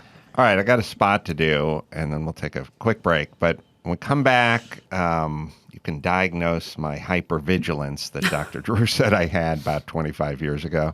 And I want to talk diet as well as it pertains to all the stuff we've spoken about. First, I'll tell you about LifeLock. Tax season is always crazy, but it's going to feel even more stressful if you fall victim to scammers. These people pretend to be the IRS, and they want your and they want your personal information, bank accounts. They want you to wire them money. Don't do it. It's important to understand how cybercrime and identity theft are affecting our lives every day. We put our info at risk on the internet. In an instant, cyber criminals could harm your finances and your credit. Good thing there's a LifeLock. LifeLock helps detect a wide range of identity threats like your social security number for sale on the dark web. You'll have access to a dedicated restoration specialist if you become a victim. So protect yourself with LifeLock, right, Dawson? No one can prevent all identity theft or monitor all transactions at all businesses, but you can keep what's yours with LifeLock by Norton. Join now and save up to 25% off your first year with promo code Adam. Call 1-800-LifeLock or head to lifelock.com. Use promo code Adam for 25% off. All right, quick break. Back with the doctor right after this. All right, back with Dr. Andrew Huberman. He's got the pod out, Huberman Lab. He's got some live dates coming May 17th to Seattle and Portland, May 18th as well. So diet. We've talked a lot about protocols. We haven't really got much into diet. Yeah. Well, your brain is the most demanding organ you have. There's only one exception, which is women who are lactating probably have the highest metabolic demands that they'll ever have. We always hear that pregnancy is the most metabolically demanding thing. It's lactation. But for most of us who are not lactating, the brain is consuming a ton of energy. There are a lot of different energies the brain can use. So for most people, I think, eat carbohydrates and proteins and fats, right? These people are a little more rare on social media, where it seems that you have to either be all carnivore or all vegan. But let's be honest, most people are consuming carbohydrates, fruits and starches and things, and they're consuming proteins and they're consuming fats of various kinds. If we were to just draw some basic foundational elements based on science of good nutrition, regardless of whether or not you're carnivore, vegan, omnivore, or whatever, we'll say this. The fewer highly processed foods that you can eat, the better. So whole fruit, meat, if that's your thing, fish, rice and grains require some cooking, but vegetables, basic stuff. There are beautiful data published in another one of the Apex journals, Cell, showing that people that eat a lot of packaged, highly processed, very tasty food. I'm not talking delicious. I mean very potent tastes. Sweet and salty, very, Doritos type thing. I guess I don't know what call out a brand. It's Dorito a brand. Anyway, you know what I mean. A chip that has like 9 flavors in it is supposed to taste like Thai food pizza and Mexican food all wrapped into one. You change the neurons in your brain so that other tastes are not as attractive. You also change the so-called gut microbiome. So very briefly, you're carrying trillions of little microorganisms on your skin, up your nose, in your urethra, and throughout your entire gut, not just your stomach, but your digestive tract. And there's also a vaginal microbiome, well established. Those little bacteria are good or bad depending on how you feed them. The number one thing for those bacteria, and you want the good bacteria for reasons I'll tell you in a moment, it is very clear from the data coming out of Stanford, Justin Sonnenberg's lab and others, that fermented foods, low sugar fermented foods, so your sauerkraut, your kimchi, your kombuchas, and those kinds of things are really good for the gut microbiome, and that we should all be consuming more of those. I think most people don't realize this. It drives me nuts, and I yell about it all the time. Whenever I travel, I get sauerkraut because you go to the Polish joint, and it's abundant when you travel around. There's no goddamn sauerkraut in Los Angeles. It's all Thai food, it's all Mexican food, steakhouses, Indian food. Indian food probably outnumbers Polish food, Hungarian food, German restaurants 2,000 to 1, and I can never figure it out. Like, everyone loves it. I always bring a bunch of people who didn't grow up on it. I kind of grew up on Hungarian food, and I always bring it, and they fucking love it every time, but it just doesn't exist out here. You might have to change to Korean barbecue and just get that kimchi. Yeah, I guess. So fermented, but not sweet. Yeah, fermented. So it's very clear that supports the gut microbiome. Here are some other things that support the gut microbiome. Grow up in a house with a pet or own a pet. Having your kids wash their hands every 2 seconds before eating, probably not a good idea. What? Yes, in countries where they hyper-sterilize things, tons of asthma, tons of microbiome issues. So I've been called gross my entire for doing what you're saying. I've been called a pig my entire adult life. We are all exchanging microbiomes, by the way. Microbiome diversity is very good for. It's very good. You know how we do that? We shake hands. You meet people. Do you know that this is very well characterized now by a guy named Noam Sobel's lab, that within 30 seconds of us meeting, we all wiped each other's chemicals on ourselves, mainly on our face. We have an ocular microbiome. We're all sharing these molecules. Less so during the pandemic because everyone was like back and, lean back on their heels, afraid to touch anyone or do anything. But different topic for another time. Having a healthy gut microbiome, keeping these trillions of little cargo healthy is vital. First of all, they manufacture neurotransmitters that improve mood if you have the right microbiota. Non-sugar fermented foods or low-sugar fermented foods, again, are very helpful. This is not wacky science. This is stuff out of Stanford Medicine and other places, both in animal models and humans, support this. Okay, so support your gut microbiome. It will indirectly support your brain, your mood, your immune system. In fact, there are interesting studies looking at taking obese people, transferring the microbiome from lean people to them. This is done truly, I hate to tell you, by fecal transfer. We've done that so story. They take poop, basically, ram it up the rectum, gently place it up the rectum of obese people, and they become lean. And you go, well, how could that possibly be? Well, they're transferring microbiota. I don't like talking about stool because it's like, as a neuroscientist, I'm just still not comfortable talking about stool as a thing. It just feels weird every time. But are you saying the human centipede is 100% medically accurate? Because I was dubious. Yeah. Well, so they are now doing microbiota transfers, fecal transfers into autistic kids from non-autistic kids and seeing improvement in symptomology. Don't do this at home, but there are people doing this. So that's the microbiome part. But for most people, let's just talk about foods. So now there's a big movement towards intermittent fasting.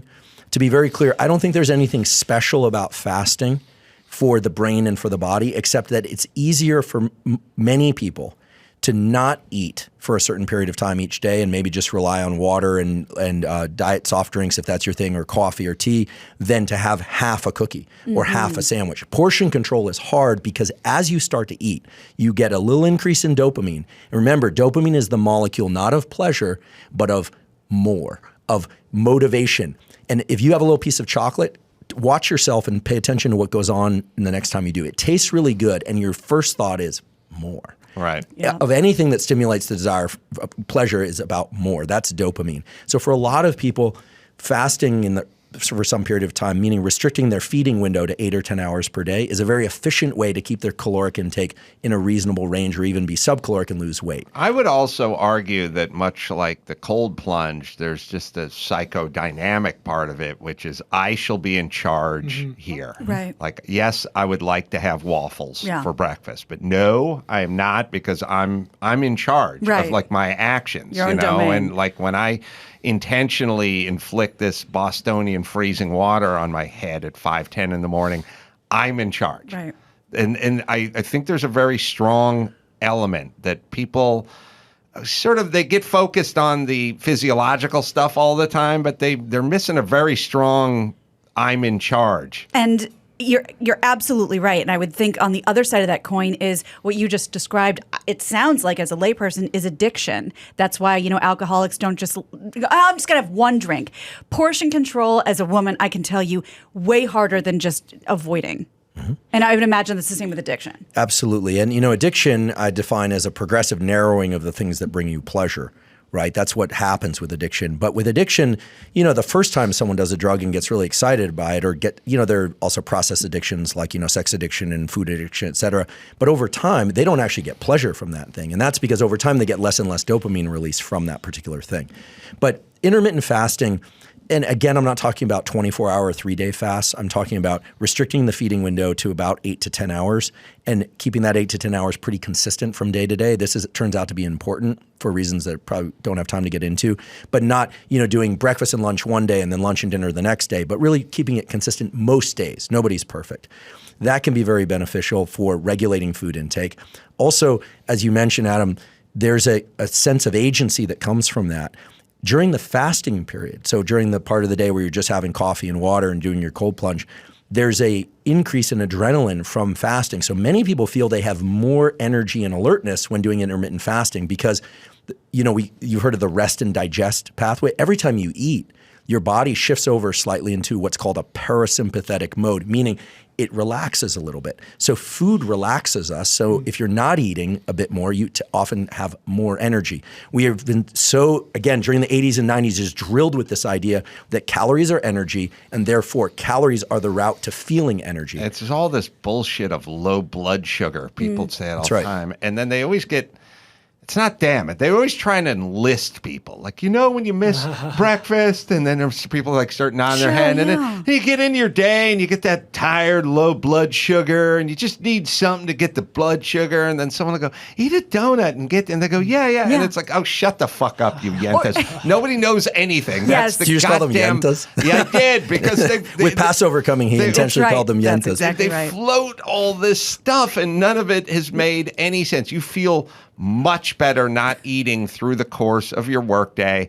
And have 25 little meals a day. I'm here to tell you, I used to dig ditches from 7 a.m. till noon, and then it was lunch. And when you have a job that's very physical, you start craving lunch, but it's really the misery index. Like, I got to get out of this fucking hole and get a burrito into my hands. And I was just, digging for 5 hours. And they'd go on a lunch run, and I'd get a burrito that had beans and rice and beef and put everything in it, weighed like 9 pounds, And we'd sit out at a half-hour lunch, and you just devour that burrito. And then they go, all right, back in the hole. And I'd get up, and I'd be like, oh, God. Exactly.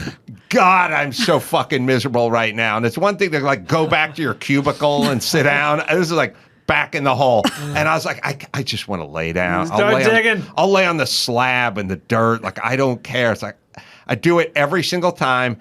I felt like shit every single time. And that's what it was. When we eat, it relaxes us, in particular when we eat something with carbohydrates in it. So if we were to talk macronutrients and then things people should get more of or less of, it's very clear that, you hear about standard Western American diet. That doesn't have much meaning anymore, right? Because sure, there are people eating a lot of processed foods. They should cut that out. But it's all over the place. What's very clear is that we all need more of the so-called omega-3 fatty acids. So this is stuff that comes from salmon and fatty fish or from sardines. I personally loathe sardines and anchovies, but some people like them. That's a great source. They're like plantains. You're either in or you're out. I'm out. Beets, I'm out. plantains, and sardines. You're either all in or you'll fucking punch someone who brings it up. There's no agnostic people about beets, sardines, or plantains. Yeah. Someone goes, well, I guess we show up all in. And they're like, Or oh, cilantro. fuck you. Have you heard this? Some people are averse to cilantro. Yes. And Actually, we can it do tastes a like soap or tires See, or something? not to me, because so you have the gene. I don't, but that's what I've You heard have it the gene. called. She's we can actually- Ashkenazi. Yeah, that's right. So we can do a little experiment here. Microwave popcorn. I'll ask each one of you. The smell of it. Yay, nay, or blech? Yeah, good. Everyone Okay. likes it. Yay. 1,000 times yay. Okay. If I did that experiment in Europe, we'd find that probably 2 out of 3 would say it smells like vomit because there's a genetic variant that changes the way that they perceive the smell terrible. as coming from microwave popcorn as absolutely disgusting. So there's genetic backgrounds to these things. Cilantro is another example. The ability to smell asparagus in your urine after eating asparagus, also a genetic variant. Anyway, how do we get into this? But the point is that there's variation, but that we should all be getting more of these omega-3 fatty acids that come. They're very good for mood. They're very good for cardiovascular health. They make your platelets slippy. Where are you with like MCT oil, that kind of stuff? MCT oil is yet another fuel the brain can use. So for people that, for instance, eat no carbohydrate, they go pure low carb or carnivore or something like that, there's something called gluconeogenesis. They start to use protein as fuel. They can also use fat as fuel. Ketones and ketogenesis, the brain can do really well on ketones. It turns out that the ketogenic diet was not to get people lean. The ketogenic diet was developed to prevent epileptic seizures in children with epilepsy. That's its original use. And it's very effective for that. The problem is if someone walks in the room, eats a cracker, you can be out of ketosis. It's hard to maintain. So here's a pattern of eating that can work for many people.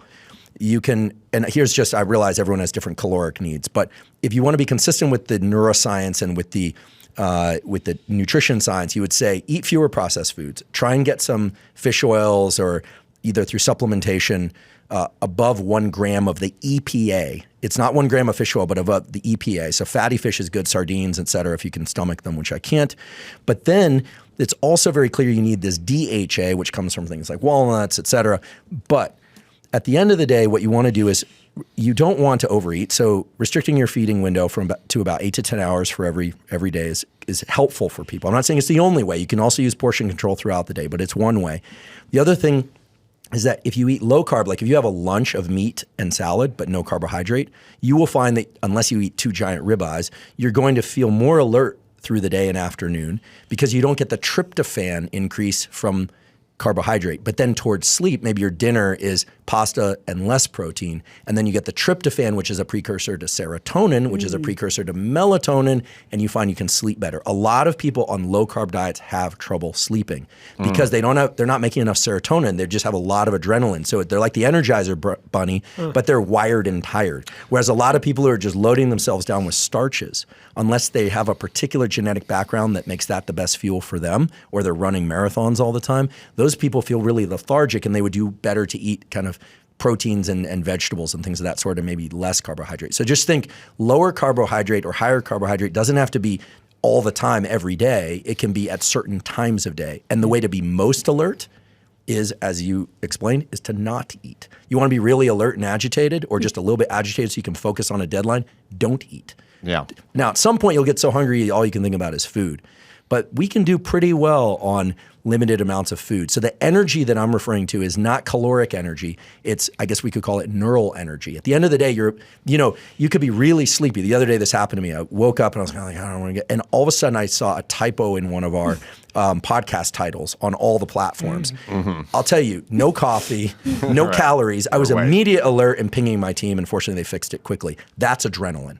Well, speaking of that, last question. So Dr. Drew said I have hypervigilance a million years ago, just because I notice things, and I'm usually agitated by them, like not so much typos. But I do a lot of profiling and I do a lot of noticing. Some of it is visual. I have like very strong peripheral vision. Like I'm looking at you right now, but sometimes Brian will reach up and rub his eye and I'll go, oh, Brian has a question. I can see Brian clearly right now. I do have a question. While seeing you. Impressive. I don't know what it is. It's just how I am. And then so some of it's an actual tactile thing, and then some of it's a mental process. And it's good. It's the reason I've said to people all the time, I drive like an asshole, and I've been in California driving for over 40 years now, and I've never made contact with another car, although I've had passengers hanging on and using a brake that doesn't exist and yelling. Holding on to at their Or me you can see the people you hit. all the time. And I've never hit I've never been hit. That's the whole thing. Like, people do a lot of like, I had an accident. Well, what the fuck was I going to do? I was just stopped there, and the guy, and it's like, I see him. I will see that guy. Now, it's not a drunk driver in an intersection barreling down the street, but I can tell when people are around me doing things. And I don't know if that's just something that's genetic or it was created through a bad childhood, or if that even is a thing, hypervigilance. Yeah. Well, first of all, it is a thing. There are multiple forms of hypervigilance. Some people who have an early trauma of any kind or who lived in a very unpredictable environment. Remember, the brain is a prediction organ. It's an organ for making predictions about what's happening and what's going to happen. Sometimes people who grow up in a pretty uncertain environment, their nervous system is tuned to fine slicing time. It's like they're looking at time and evaluating life on a higher frame rate than people who are kind of relaxed. Have you ever noticed like people are really relaxed, kind of like, oh yeah, and that person, that happened and this happened. Whereas, a more alert person with more natural levels of adrenaline in their system is going to notice more. Early traumas definitely can sensitize you to novel events in the environment, and you're waiting for them. And that anticipation is a forebrain circuit of trying to predict what's happening next. Is very metabolically demanding. Now, there are also forms of hypervigilance that are sensory driven, which it sounds like you have. I'm not aware of any trauma, but that would be like a Drew kind of thing. General trauma, yeah. but Okay. nothing specific. Okay, so that are sensory driven, where it's sort of like people who are very sensitive to sound because they have perfect pitch. So they listen to a song and they go, oh, that note was off. I don't hear that. I don't have perfect pitch. So it sounds to me, based on your description of your visual perception, that you have an exceptional visual system. I'm not an ophthalmologist, but I have a co-appointment in ophthalmology, and I've spent 25 years studying the human visual system. What I can tell you, it is a rare thing that someone can be in this type of environment where we're looking at each other, where the cone of visual attention is any broader than this. Most of us have a visual aperture that's really tight. It's like having blinders on. Very few people have broad situational awareness.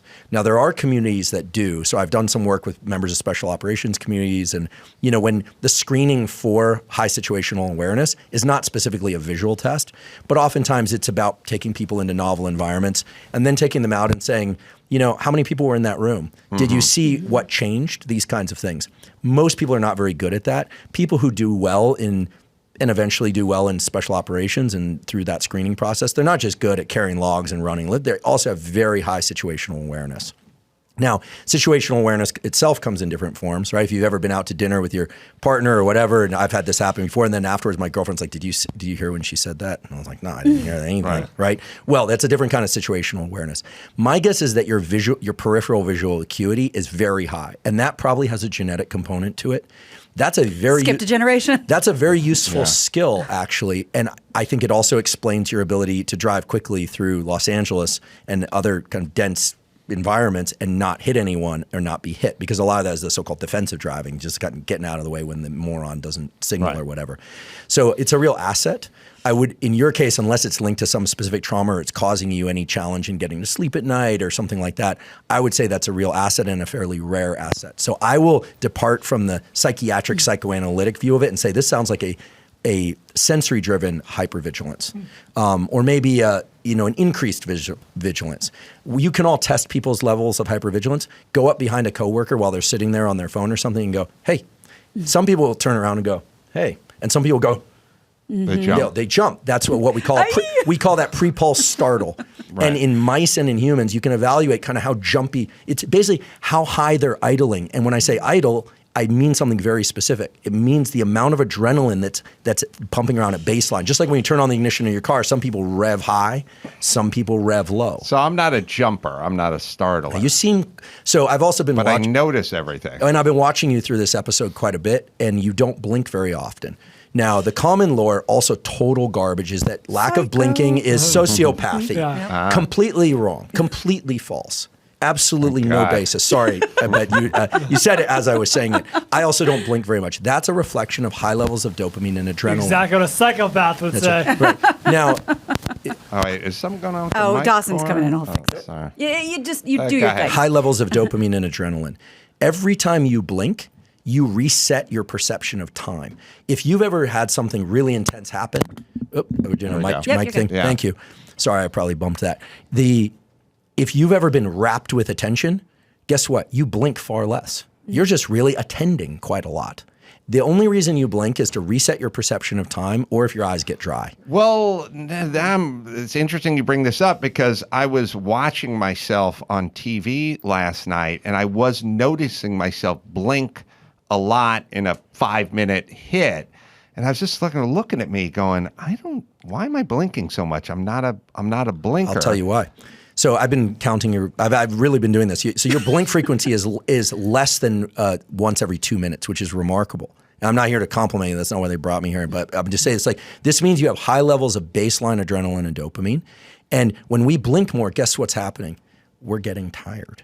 It sounds so obvious, but even people whose eyes are droopy or kind of hooded, they're sleepy. What happens when we get sleepy? Well, our eyes close and our eyes go down. Mm-hmm. And that's actually because of a set of cranial nerves, if any, Drew could name them off. I teach medical students, but they learn, one of the first things they learn in medical school is which cranial nerves control closing of the eyelids and eyes down. And guess what? When we are alert, it's our eyes are slightly directed up and our eyelids are wide open. And so some people walk around in the world like this because they're doing ice baths and eating properly and not too much and doing all the things right and they slept well the night before. And other people are doing this, which we all know, the falling asleep. But I wasn't, it wasn't like Sean Hannity was boring. I was just sitting in this van and I noticed myself blinking more. Could it be a self-consciousness of the environment, like sitting in a van by yourself and trying to do this artificial? It's a wildly unnatural environment. You're sitting in a van with a scape of the city behind you. Oh, you record in the van. Yeah, and he's throwing questions that you may or may not have prepared for, and there's an ear thing in, and it's very unnatural. So it's not exactly a lab environment, but I did notice myself blinking. You race cars, right? Yeah. When you race cars, we should get a dash cam on you. And I bet you would find that you probably blink, 1/5 the amount of time that you do in this kind of environment. Oh, yeah. I mean, and then when you get out of an intense race, I don't know much about car racing, but an intense race, I'm guessing that at some point later, not immediately, but at some point later, you feel pretty tired. That was work, right? Oh, yeah. Yeah. Oh, yeah. Yeah, I'll tell you, my last professional Trans Am race I did, close my eyes now so I can concentrate. I got out of the car after, maybe being in the car for like an hour and a half. I drank a tall boy IPA, and I literally needed to be driven home. I drank a beer. I can watch football on Sunday with a bunch of dudes and drink 5 beers. Fucking fine after the second game. I drank 2 IPAs and was somebody said you can't. I mean, we're gonna drive back from the track, but we're driving you home. You're having trouble standing up. Yeah. And I realized I've never been hit harder by a beer in my life, and I realized I've purged every ounce of everything I had in my body. When I drank this beer, I was literally going to tip over. Well, alcohol is, as we know, a slight sedative. Basically, we all have a system in our body called the autonomic nervous system. It's like a seesaw, which alert and calm or really panicked would be one, or asleep, right? And the hinge on that seesaw is tighter or looser for different people. Some people, that hinge is so loose that, for instance, there are examples where people go on their first skydive, and they'll do the skydive, they'll jump out of the skydive, and then they'll go and sit inside and fall asleep. People who pass out when they see blood, that is not because they're so stressed. That's because of this big amplitude in adrenaline, and then the calm sleep circuit kicks on, and they pass out. Holy Could shit. also be a change in blood pressure, Wow. but usually it's the opposite. Some people, like I said, they idle high, some people idle low. And we can all learn, the key thing is that we can all learn to adjust it so that we're more comfortable. The alert and calm is the best state to go through life, unless you want to be asleep. And so the double inhale followed by an exhale is a great way to calm down quickly. If you're having a hard time getting enough energy, I would say morning cold shower or exercise, maybe intermittent fasting, maybe eat a little bit later. And then the one that a lot of people rely on is caffeine, and I drink coffee and tea, but a lot of people who have a crash in the afternoon would do very well to delay their caffeine intake in the morning to 90 to 120 minutes, an hour and a half to 2 hours after waking up. For reasons that we probably don't have time to get into, but you build up this sleepy molecule called adenosine. When you sleep, that gets wiped away. But most people wake up with a little bit of that still floating around. Caffeine prevents that from working. So if you wake up and you drink coffee immediately, as opposed to water or something else or tea immediately, you block the effects of adenosine, but then when that caffeine wears off, that adenosine works even better and you have a crash. So for those of you tired in the afternoon, push your morning coffee out, maybe just nudge it by 15 minutes a day for 4 days and just push out an hour. Then maybe the next week go to hour and a half. People hate it when I say this, but you'll feel so much better. And the taste of that coffee or tea will be incredible because of dopamine. It's funny. Bill Maher said the same thing in here a week and a half ago. He's like, don't drink that first cup of coffee. It's counterintuitive, but it makes sense. All right, let me hit last spot here. Geico. Like to save some money on your auto insurance? Well, who wouldn't want a deal when it comes to great rates and insurance? Everyone goes to Geico. Insurance for your car, truck, motorcycle, boat, RV, even homeowners and condos or renters insurance. Save even more with a special discount when you bundle coverages. Plus, add the easy-to-use Geico mobile app and 24/7 roadside assistance. Switching to Geico, it's a no-brainer. Go to geico.com or contact your local agent. Well, doctor, you got to come back because I feel like we barely scratched your lottery ticket. He knows stuff. Huberman Lab is where you go to find the pod, and then live shows coming up in Seattle May 17th and Portland May 18th. And the website, hubermanlab.com, is where you can go. And you can check out our buddy Kyle Dunnigan at kyledunnigancomedy.com. I'm in Indianapolis, and we're doing live podcasts there May 6th and 7th. We're also doing stand-up there. Huntington Beach coming up. Just go down to Carolla.com for all the info. And until next time, it's Adam Carolla for Kyle Dunnigan, Dr. Andrew Huberman, Gina Gradenball Bryan saying mahalo. It's really hard for white people right now. And also, you're not a straight white man. Caitlyn, you must have gotten. I forgot. You must have gotten a break on your. It was recent. I know this is ironic, but you probably got a break on your auto insurance when you switched over. Not after the You don't incident. want to get into Not that? after. I did that. I did that in Palm Springs. Free.